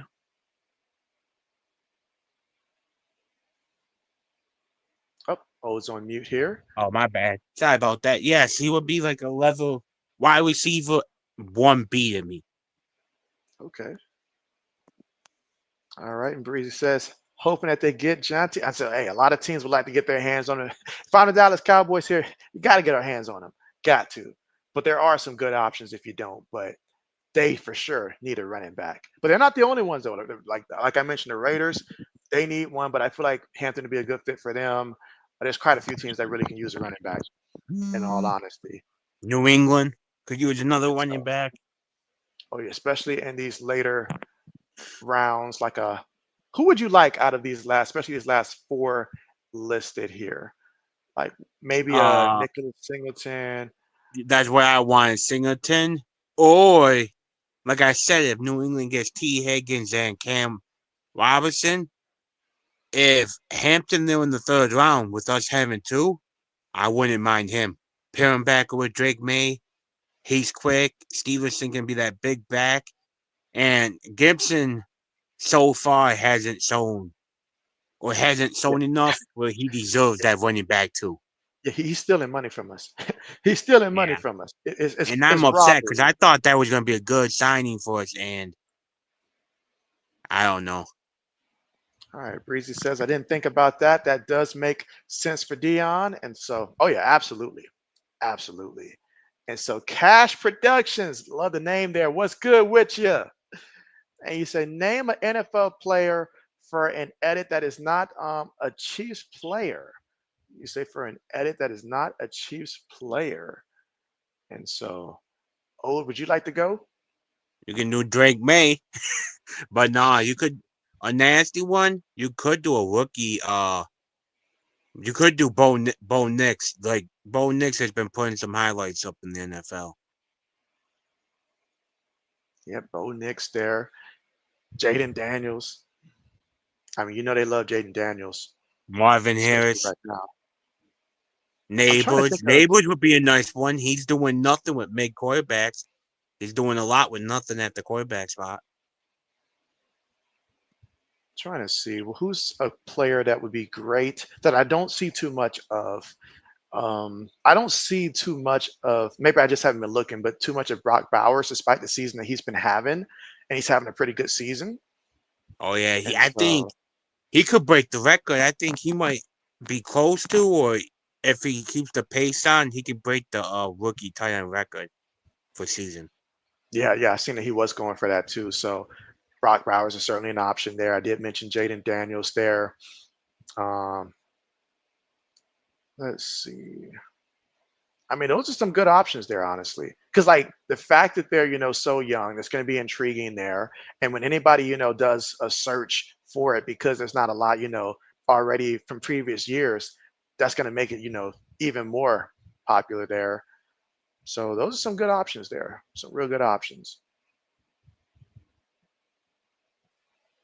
All right, so let's see. Breezy says Jaden Daniels would be a good one there. Okay, if you do Jaden Daniels though, you got to have that Hail Mary. You got to have that Hail Mary in there because that was great. And then the reaction from Caleb on the other side, that was oh man, that was tremendous there. Well, let's see. Outside of a rookie this season, Joe Mixon's been lighting it up though. Like I am so thankful. I'm glad I took Joe Mixon in my fantasy league. He's been lighting it up. And Skull says, "Y'all some cool guys." Hey, I appreciate that for sure. For sure, I appreciate that. Thank you so much. Absolutely. I mean, old man, oh, when was the first time that we did a live together? I know it had to be the NFL draft years ago, a couple years ago. When we Uh, took Thornton, uh, that's one way to remind me of that one. Tyquan Thornton. you know, and that took Oh man. forever. Those jazz, woo, Oh yeah. It was 3 days of us being live four doing. hours each day. I mean, Saturday was like what, like eight, seven? Yeah, It was a lot. It was a lot. Oh we'll be man. doing it again, hopefully. Oh yeah. Oh yeah. Because this year we're gonna be ready. This year we're gonna be ready. We JB's ain't gonna gotta make wait sure. that long for us to pick you. Yes, that is true. That is true. We'll get our picks very early. Very early. I remember Unless we that trade one them. year. Was that the same draft that Jacksonville, I think, had the first pick and they took what's his face from Georgia with the first pick, The the pass D rusher? lineman? Yeah. Yeah. And so, because Yep. like we all chose three different people. I'm trying to think who was the third person that also. Um, well, we had chose like different people in terms of who's going to be the first pick. That's how confusing it was leading I up. had Nobody knew. Hutchinson. Yeah, I I. said Hutchinson would have been perfect then. Hmm. I thought Jaguars that's did what the Jaguars do. it's a Jaguar thing. Breezy said, "Facts, Barbara. Definitely not like normal Pats fans." And so I appreciate that. I have seen some of them losing their minds and stuff like that. Matter of fact, JB had to remove myself from a lot of those Facebook groups that I was in because it was just pure madness. And this was going back to the time where Brady left. And Brady left, that's when it just started to get really That's ridiculous. when all the bandwagons hopped off, man. And now Mhm. since Bill left, the rest of them hopped off. So I tell any Patriots fan, other than KC and Pittsburgh and maybe the 49ers, any team in the NFL will trade our history. We could lose for the next 30 years, hopefully not. We'll still have one of the greatest dynasties of all time. We went 30 to years is like I true. said, I've seen 10 Super Bowls in my lifetime. I've seen him win 6. How can I complain? Yeah, I might go on Twitter and say, hey, we should upgrade Hill, or I don't think AVPs are good OC or whatever. But let's be real. No, if you were a young Patriots fan, then I understand because you're just spoiled at that time, and your parents didn't teach you like the history. Because Patriots used to suck way before we got Breslow.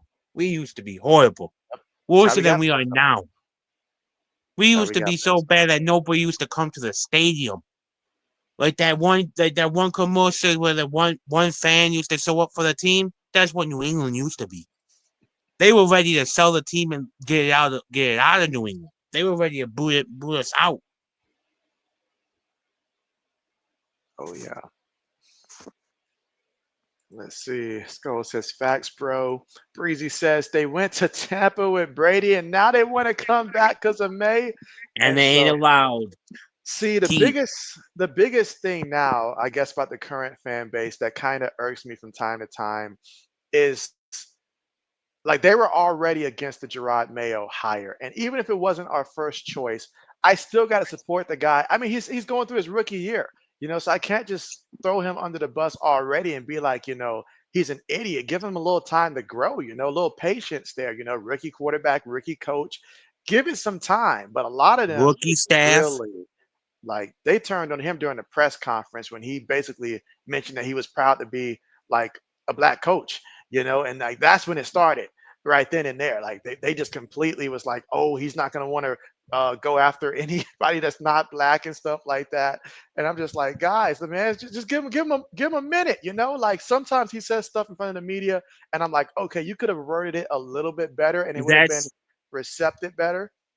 that's my biggest problem with Mayo is he he speaks his feelings and he speaks what he's thinking now, but then the next day he'll backtrack everything.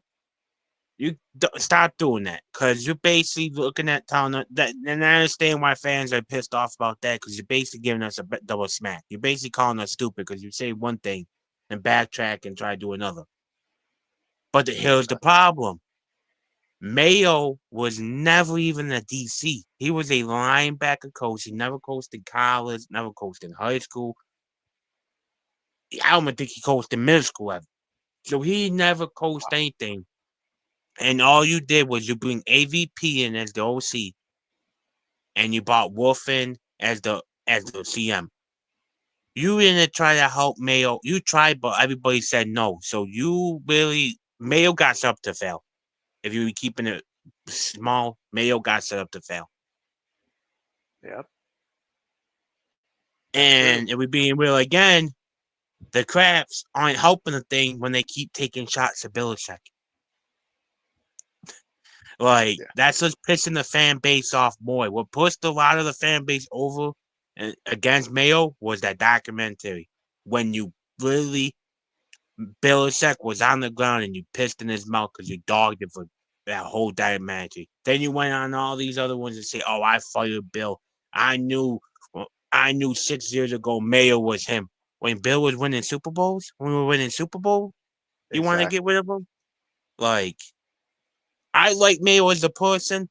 I think he wasn't ready to be a head coach. I think they should have brought in a Mike Vrabel to help him along. But at the same time, if you bring Mike Vrabel, the fan base is gonna want Mike Vrabel in. So he was damned if he does, and he's damned if he does. The only way May will get this fan base off his ass, Mayo does, I mean, if May starts winning, and if Mayo starts biting down and saying, no, this is how we're gonna run. Absolutely. Because right Absolutely. now, a lot of the fan base look at him as a yes man to Kraft. Oh, for sure. For sure. Not only that, I mean, he believes in allowing everybody else to do their job, which is that's nice. That's nice. But when the pressure gets really hot and the wins aren't there, they're gonna look at him and say, this is Mm-hmm. your fault and stuff like that. But he has that whole concept that Bill taught about everybody doing their job. He fully trusts them to each handle their own, which I mean, again, that's good, but at the same time, it's a double-edged sword when things aren't working. Yep. Let's see. Skull says you And can if we respect that old. Yeah, go ahead. and if we being real about it, Boston is one of the racistest places in the world. They will dog. They don't kill. They are racist. I'll even admit. Pat's fan base has a lot of racism. Boston as a whole town group have a lot of racism in them. And when you go from Bill Belichick to Mayo, and like I said, the with Kraft throwing wood on the floor, they're constantly bringing up Bill or the Pats media. Oh, look at the defense. It's horrible. AVP's not good. This person not good. Mayo got set up to fail. I think if they want him to succeed, they have to bring in a better OC. They have to bring people in that has winning mentality about them. Because right now the foundation is what, May? That's it. That's all you have. That's legit. All you have to sell teams on is May. And that's only going to get you so far. That's right. That is right. And also, it's tough to be the guy to replace the guy. That's also tough. So, but hey, I mean, if things keep getting better with May like that, it's going to help him out a lot. But they got a lot of work to do this off season because I don't think after next year, if the team's still like that, I don't think he gets a third year unless they I see some promising stuff. I don't think he gets a 3 year unless if they are in a wild card that's right almost to the playoffs with how bad this fan base is and how hungry we are. But then again, Kraft picked him. Kraft had tried to boot him up to be this great person. So they might just say, you know what? We're going to pull Silly Zones and he's going to be our Garrett. Ooh. Ooh. All right, so we'll move on here. And Seth says your Warriors won and beat the Pelicans' best team. And so, hey, well, congratulations there, Seth. I know you're happy about that. Yeah, JB's Lakers last night didn't come through. I was so mad towards the end when we lost to the Orlando Magics. So Man, mad. Let's see. Reezy says, I can see Belichick going to the Jets just to get back at the Patriots. LOL, kidding. He might not want to coach again. Oh, he definitely wants to coach again. he ain't Definitely going to wants New to coach York. again. But if he did, He basically called New York's owner a dumbass without being nice about it. Legit, if you go watch the Manning, he dogged New York Jets owner like bad in the nicest way at the same time, but he was taking shots at them. oh yeah, oh yeah, yeah. Man even brought what you can write your resume on a napkin again. And Bill said got his big smile and said, "You remember how that worked out the last time?" Oh man, the Jets they're a mess. They're a mess. They are a mess. You got Rex Ryan out there trying to advocate for him to get the role, thinking that he can make the Jets relevant. And Hey, so I'll say New York says best time was when Rex was running it. They didn't win it the Super was. Bowl, but they had a better QB. I think the Sets would have won a Super Bowl with I'm that glad they didn't have a stock better team. quarterback. I was highly worried back then with Revis Island and company. Oh Him, yeah, Antonio Cromartie are those guys back there. Like that team irked me. LT LT running it. They had a team. If they had a better QB, I think New York Sets would have won the Super Bowl. Thank goodness for the butt fumble though. Oh yeah, Let's see. Reason says Bill Russell had even said, "I played for the Celtics, not Boston." That should tell you. And so yeah, that tells you a lot. that That tells you a tells you a whole lot. lot. Tells you a lot there. And me personally, people can hate on me and all this. The greatest Boston player ever is Bill Russell. Brady's the goat in the NFL, but you can't tell me what Bill Russell did off the court and on the court. Not only changed basketball, but it also changed the mind of football too. Like he Right. changed the whole idea that black people can't do nothing, and he changed it to hey, they can. Let's mix them in. Let's get some brothers in here, and look how we won. Absolutely. Absolutely. Very inspirational. The great Bill Russell. Absolutely. And again, feel free to go ahead and get those questions in here. This is the last part here of the show here. And again, appreciate you guys coming through here. Again, we're all hoping that, Zoe will be better and be able to join us here soon here, moving forward, hopefully for next week's show. But definitely his recovery comes first. So that's why you got the two of us here. And we're happy that you joined us here on a Friday night. On a Just like Friday the night. old times. Just like the old time. I was about to say, I know there's got to be some college football games going on right now. So I just glanced at my phone. I see that Temple's playing UTSA right now. UTSA is winning 41 to 27 in the fourth quarter. Michigan State's beating Purdue, no shock there, 24 to 10. They're in the third quarter. And UNLV, who's ranked 24, they just started against San Jose State and it's 0-0. San Jose State, they fought with Boise State, I think last week, and it was like close the first couple quarters before Boise State pulled away. So some interesting stuff. Interesting stuff. And I know that next week we got Thanksgiving coming up here. So I'm pretty sure we'll do this show next week, Wednesday. So that way we get it, before Thanksgiving again, if that, ends up working with you guys during that time. And at some point, I will get in a college basketball game. Probably most likely to maybe be once we get to bowl season for college football. I'll probably start to get in like a sprinkle in a couple college hoops games. Let's see. Breezy says, so both y'all Ohio State fans, and so That's so. old, like me and old, and honestly, like no lie, when we We both did. met each other, we just so happened to be a coincidence there, but we both love the Patriots, we both love Ohio State, and we both love the Lakers. Like somehow, some way, those are the three teams that we both ended up choosing. It's amazing how that worked out. Amazing Say how that. he's my brother from another mother. I keep telling I'm everybody telling you, that. alternate like bro, like this is it was insane at first when I first found out. I was like, wait, what? Not only Oh do we yeah. both like the Patriots, but both Ohio State, then it both was the Lakers. And it's like, oh wow, wow. So, but yes, there it is. So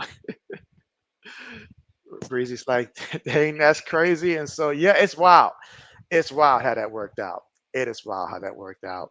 And again, my story for how I chose each team, I'll start with the first team that I chose of the three, if memory serves me right, I think was the Lakers. I chose the Lakers first, and that was due to NBA Live. I was looking at the ratings on NBA Live. This was like NBA Live '98, I think.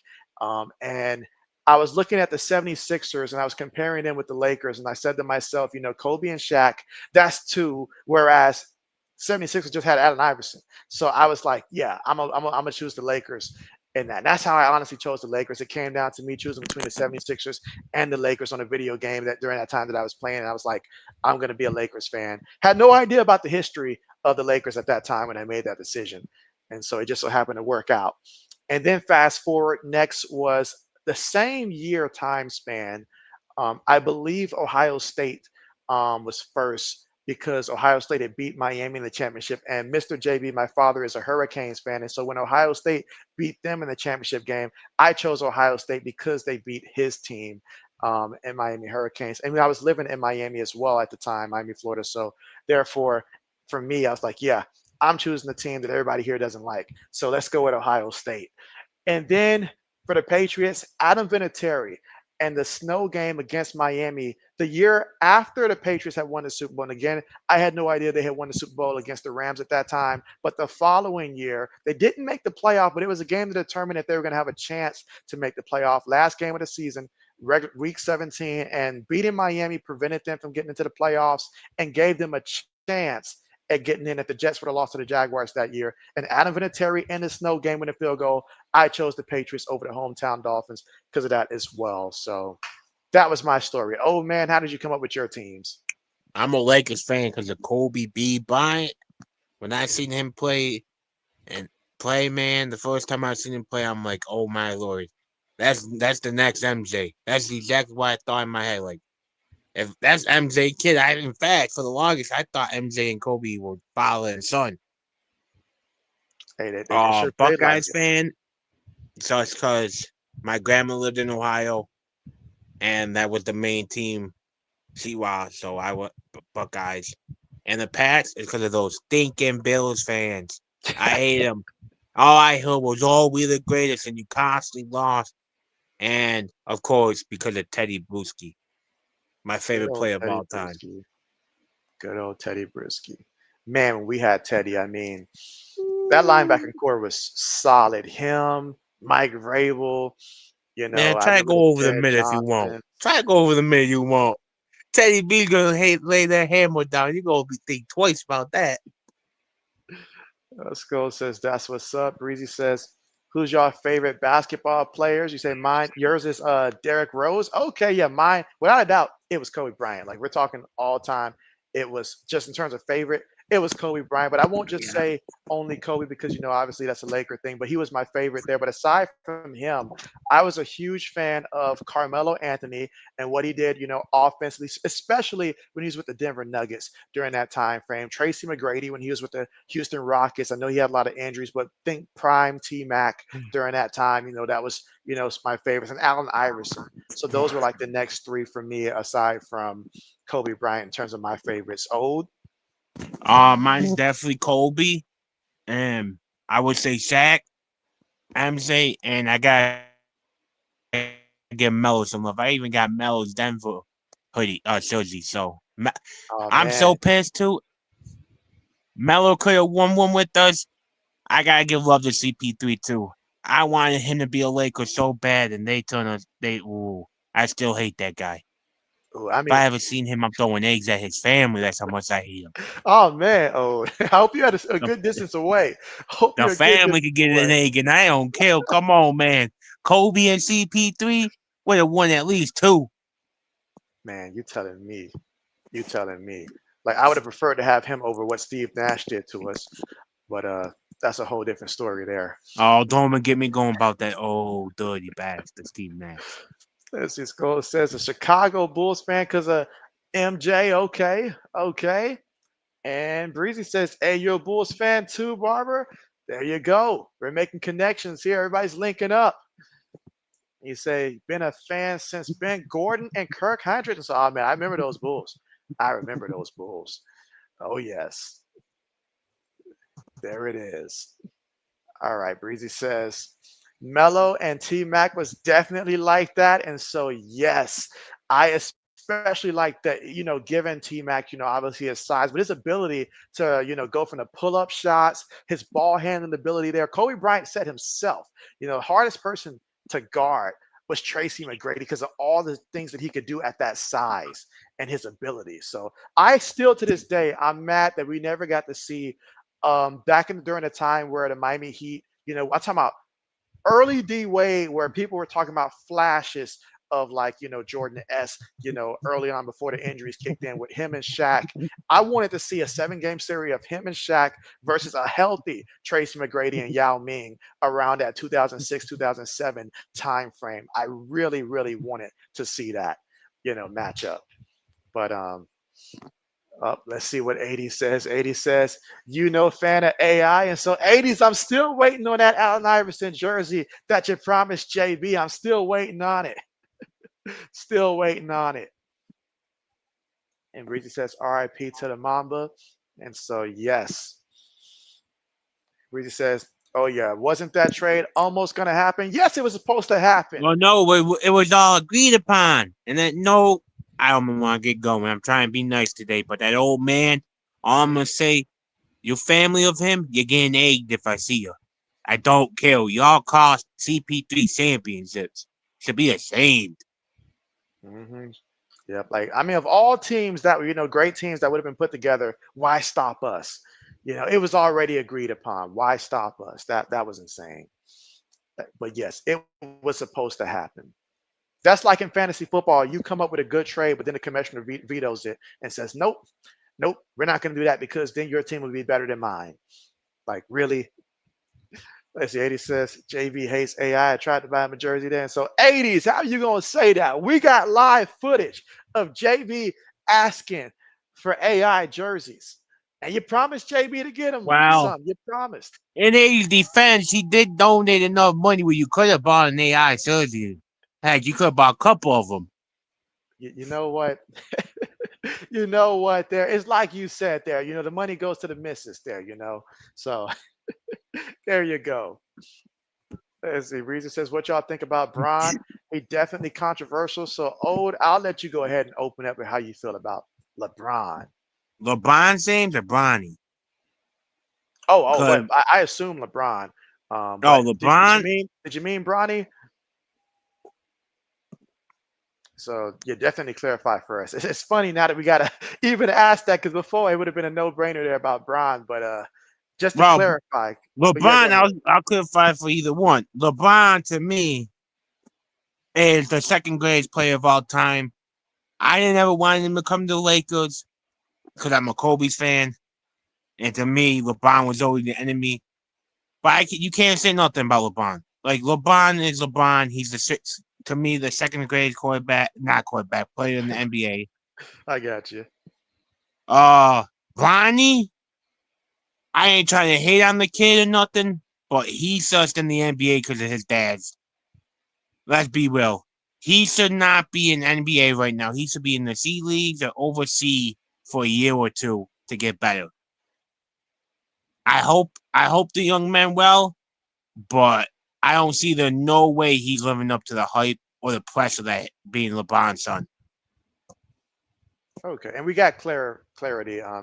Yeah, Breezy meant LeBron. So all right, so JB will go ahead and tap in for this one here. So LeBron James, in order to talk about how I feel about him now, I've got to start from the beginning in terms of just what it meant for me, um, growing up. Because, as Old mentioned, being a Laker fan, being a Kobe Bryant fan, it was just, if you were a Kobe fan during that time period of, like peak Kobe, especially after Shaq left and stuff like that, you were hearing that, at that time they were comparing LeBron to Jordan. And they did not give Kobe that respect that I thought that Kobe deserved in terms of just being in that conversation. All I wanted was for Kobe to be in that conversation because Kobe himself would say MJ was better. There was never that debate there, but his game was more similar to MJ's than LeBron was. So that conversation there made you mad if you were a Lakers fan there.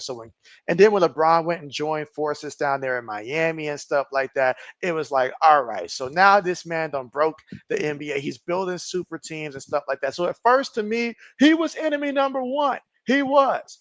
But over time, he did come and join my Lakers team, and that meant a lot because when he joined us, nobody was coming to play for us. I looked to Melo to come and play with us. Melo didn't want to play with us. We signed Dwight Howard thinking that was going to be a big, signing at that time. And it was just 1 year. He didn't want to commit. He left and stuff like that. Now he did come back eventually in a smaller role, but at that time, Dwight Howard was a bigger star at that time. So nobody wanted to play with us, and all we had was young guys. And Laker fans, we're not patient. We didn't have the patience there. Bron said, "I'll take on the challenge of coming in and continuing the legacy left by Kobe Bryant." So that meant a lot. And seeing that both Kobe and LeBron they got together, I mean they were fond of each other. So when I seen all of that, my hatred towards, I shouldn't say hatred, but my dislike just purely on the court for him just kind of went to the wayside. So I was like, okay, I can put some respect, in terms of him like on the field. Now I'm sorry, on the court, but off the court there, all he has done in terms of just in the community, opening schools and stuff, the business aspect of things and just what he represents off the field. Now, sure, sometimes he takes a different stance of what Jordan did. Jordan didn't want to get all political there because Jordan understood, hey, everybody buys shoes and stuff like that. So I'm not going to choose a side. Bron chose that, he's going to take a different path. He's going to go out there and he's going to stand for what he believes in, whether you agree with it or not. He's not afraid to take that. He's been the face of the NBA in a league where, the NBA is a lot more social media now than it was in the past. So that means if you slip up, everybody's going to know about it. You say something that's controversial, you say something that's not intelligent, they are going to grill you about it all the time. But he's not afraid, despite the fact that he knows a lot of people hate him and stuff like that, tells him to, basically shut up and focus on dribbling the basketball. But he's like, you know what? I'm still going to go out there and be the face of the NBA. And he has been for such a long time. The longevity and stuff like that. There's been so many great people out there that have played this game, but he's played it at a high level at this age, and still playing at a high level to where we have NFL players reaching out to him, asking him, hey, what's the trick? All of that stuff. So to say this and to say that, I have a lot of respect for what he does. And so Now that being said, though, let me go ahead and get to this super here that 80s gave. Appreciate that here. And you said JB asked old man Jordan or Lebanon. And so 80s, this one is for I'm sorry, oh, this is for you. I'm taking MJ. Like I said, MJ's the GOAT. LeBron's number two. People want to argue me LeBron's number one. I got MJ though. And yes, Oh people yeah. gonna tell me, well, MJ was an ass. Told everybody he didn't care. Look at the documentary came out. It was all about MJ. Let's be real. LeBron's an ass too. He says the better off. So not showing it. He's not a out fun ass. Hmm. MJ will look at his own family and tell him to piss off.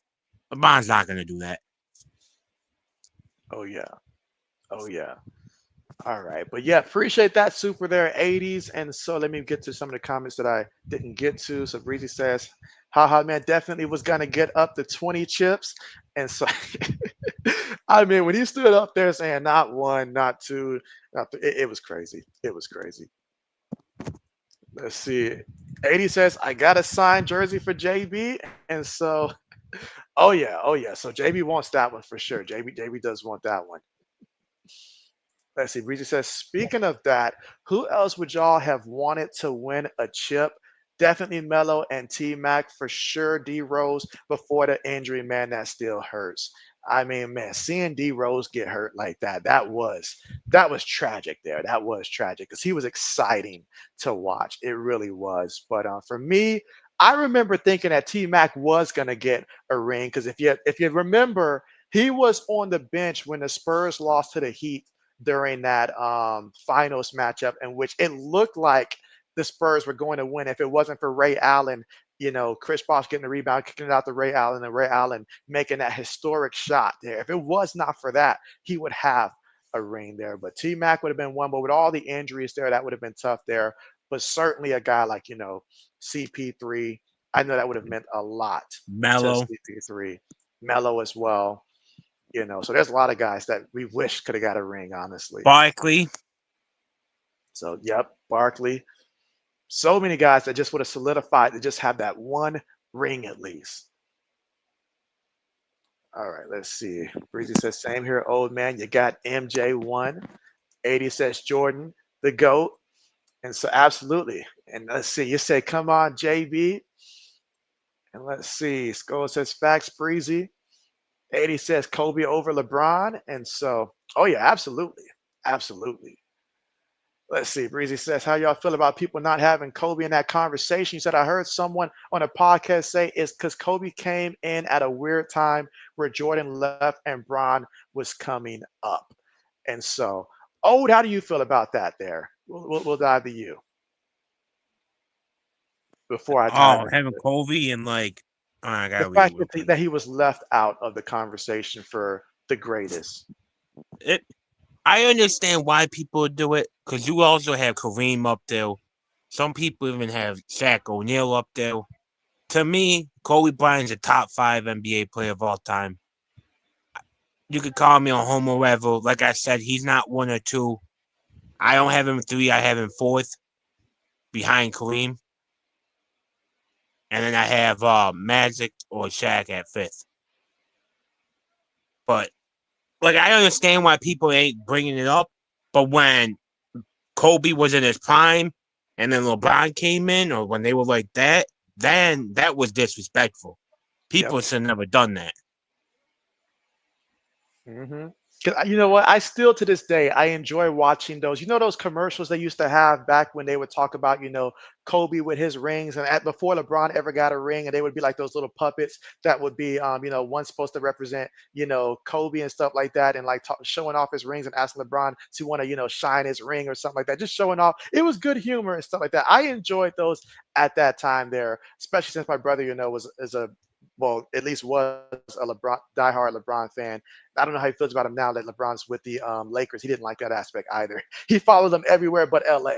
But that goes to show how deep it was, LA versus LeBron there. But yeah, absolutely. When it came to just, for me, it was just the whole Kobe versus LeBron, especially at that point in time of their careers for me. Because the whole Kobe versus MJ, Kobe would tell you himself, you know, MJ first. So how can we compete? You can't when you're replicating somebody's game, you can't just come out and just outright surpass the original who made it. So everybody understood that. That was fine.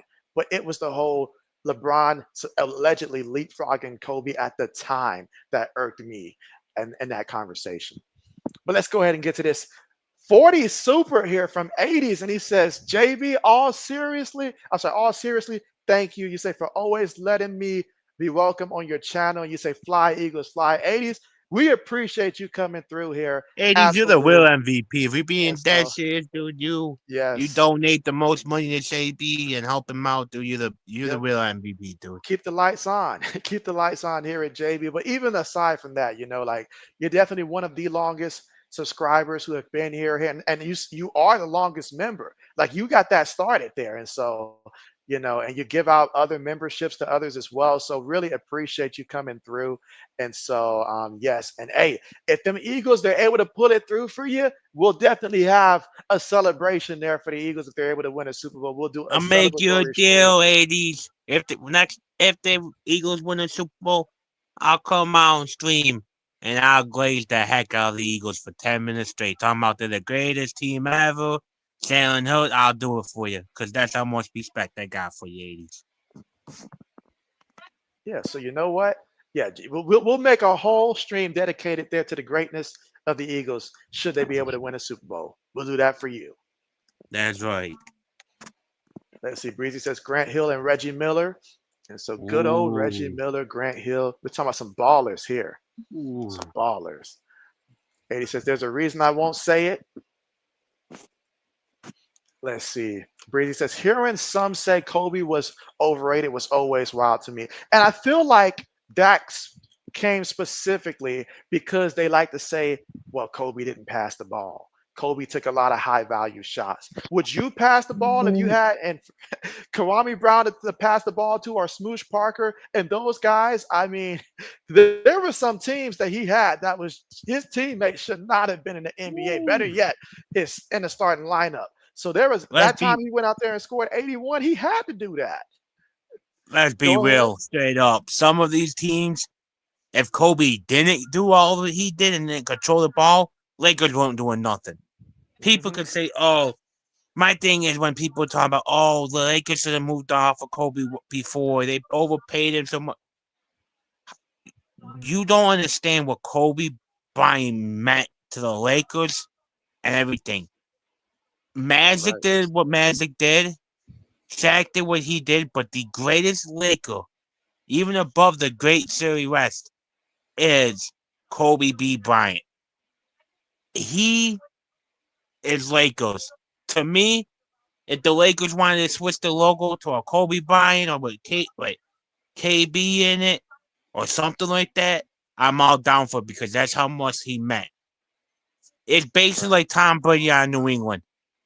It bit, you could have kept Brady here even if he became horrible. We would all understand. Hey, he's the greatest. He's the greatest quarterback. He might be the greatest Patriot player of all time. He is. So I understand that. Absolutely. Absolutely. Oh, And another remind thing, me. real quick, about Mhm. the MJ versus LeBron. All I have to say is Magic called him out on the USA team during practice. After practice, MJ walked in with a lit cigar and said there's a new sheriff and Magic turned to Birdman and Bone looked at Magic and said that's God or Jesus in the man's body. That's all need to be said. Come on now, two of the greats said, and they even said that's when we Yep. learned our time is up. Exactly. Greatness recognizes greatness. Absolutely. Absolutely. But yeah, I mean, just because Kobe meant like a lot. Like I remember around the time of, like 2014, which was the year that my mother had passed in 2014. And so, like, I remember some of the things that I basically watched to help myself, get encouraged at that time because it was a tough spot in that point in my life, just in the second year of college there. So there's a lot of things that I had to overcome at that time. And I remember I would always just, put my headsets in and I would listen to a lot of the stuff that, Kobe Bryant would say. I would listen to a lot of the things that I would, literally see, watch, highlight clips of Kobe and just the mindset that he had. Because I knew if I was going to get to where I wanted to get to in life, I was going to have to replicate what I saw Kobe Bryant do just from a work ethic perspective. I'm not talking about going out there and hooping and stuff like that, but just from a mind perspective, I needed to get to that point of what I saw from him and also what I saw from Tom Brady as well with the Patriots. The two guys that were pioneering my two favorite teams, and I seen them overcome lots of obstacles in life. So I looked to see like what can I replicate, even if it's something small, in terms of how they go about their day to day at that time. And so those were great inspirations to help me get through a dark spot during that time. Let's see. 80 says, thanks, Odin JB. And so, yes, appreciate you always coming through here, 80s. And I see that you're about to head out there. And so, good night to you. Take care. And hopefully, we'll see you again soon, 80s. Hopefully, we'll see you again soon. Absolutely. Let's see. Breezy says, my whole thing is I never saw how people said Bron passed Kobe at that time, either when they said he dominated the league. Kobe at that time had 3 rings and had won an MVP and scoring title before him. And let's not talk about the time that Steve Nash stole this man's MVP. Oh, and which I know you got to be worked out about that one still. I'm still mad about that. All this time later, I'm still mad about the fact that they just gave that to Steve Nash when that clearly should not have gone to Steve Nash. I mean, Steve Nash was great for the Phoenix Suns, but that belonged to Kobe that year. Let's see. Breezy says, Kobe even said, why would I trust you with the ball if you're not working hard at all or as hard as me? Like he said his teammates showed up hours late to practice so he would be pass the ball to them. Exactly. Exactly. That's the mindset that he had. That's the mindset you gotta have, because at the end of the day, you're chasing greatness. So if somebody's out there and they're not giving it their all, why should you reward them with that, easy layup? I get that. I get that.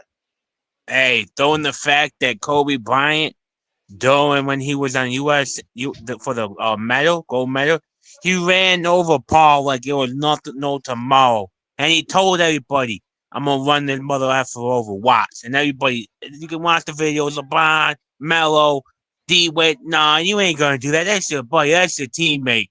Nah, man, he Set that ran tone. through him. Set He that went tone. boom. Let them Even know. Paul said he's my brother, but that day we won't together.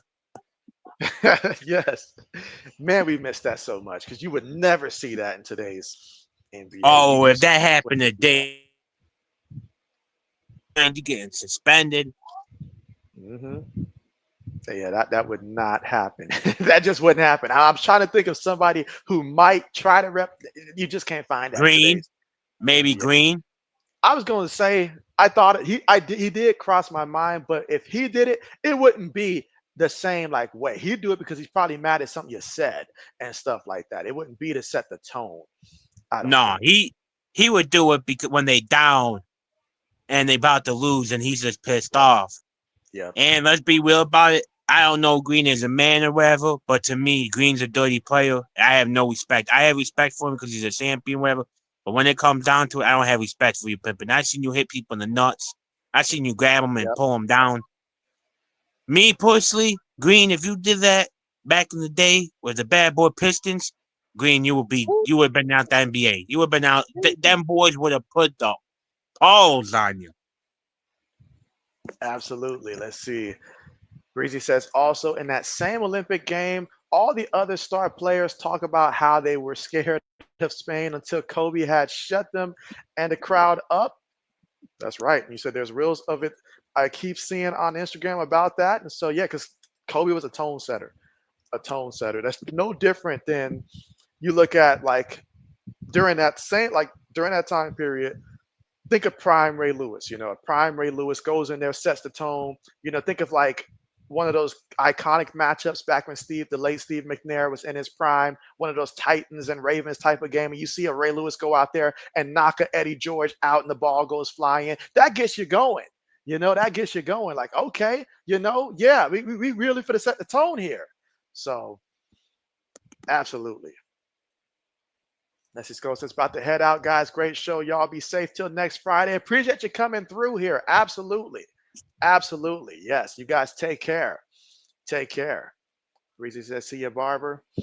And so, yes, and so that does bring JB to the time here. And so, and again, any other questions before we do wrap things up? But again, it has been great having this conversation here with you guys. And I thank you guys so much for coming through. Again, you guys are all the real MVPs.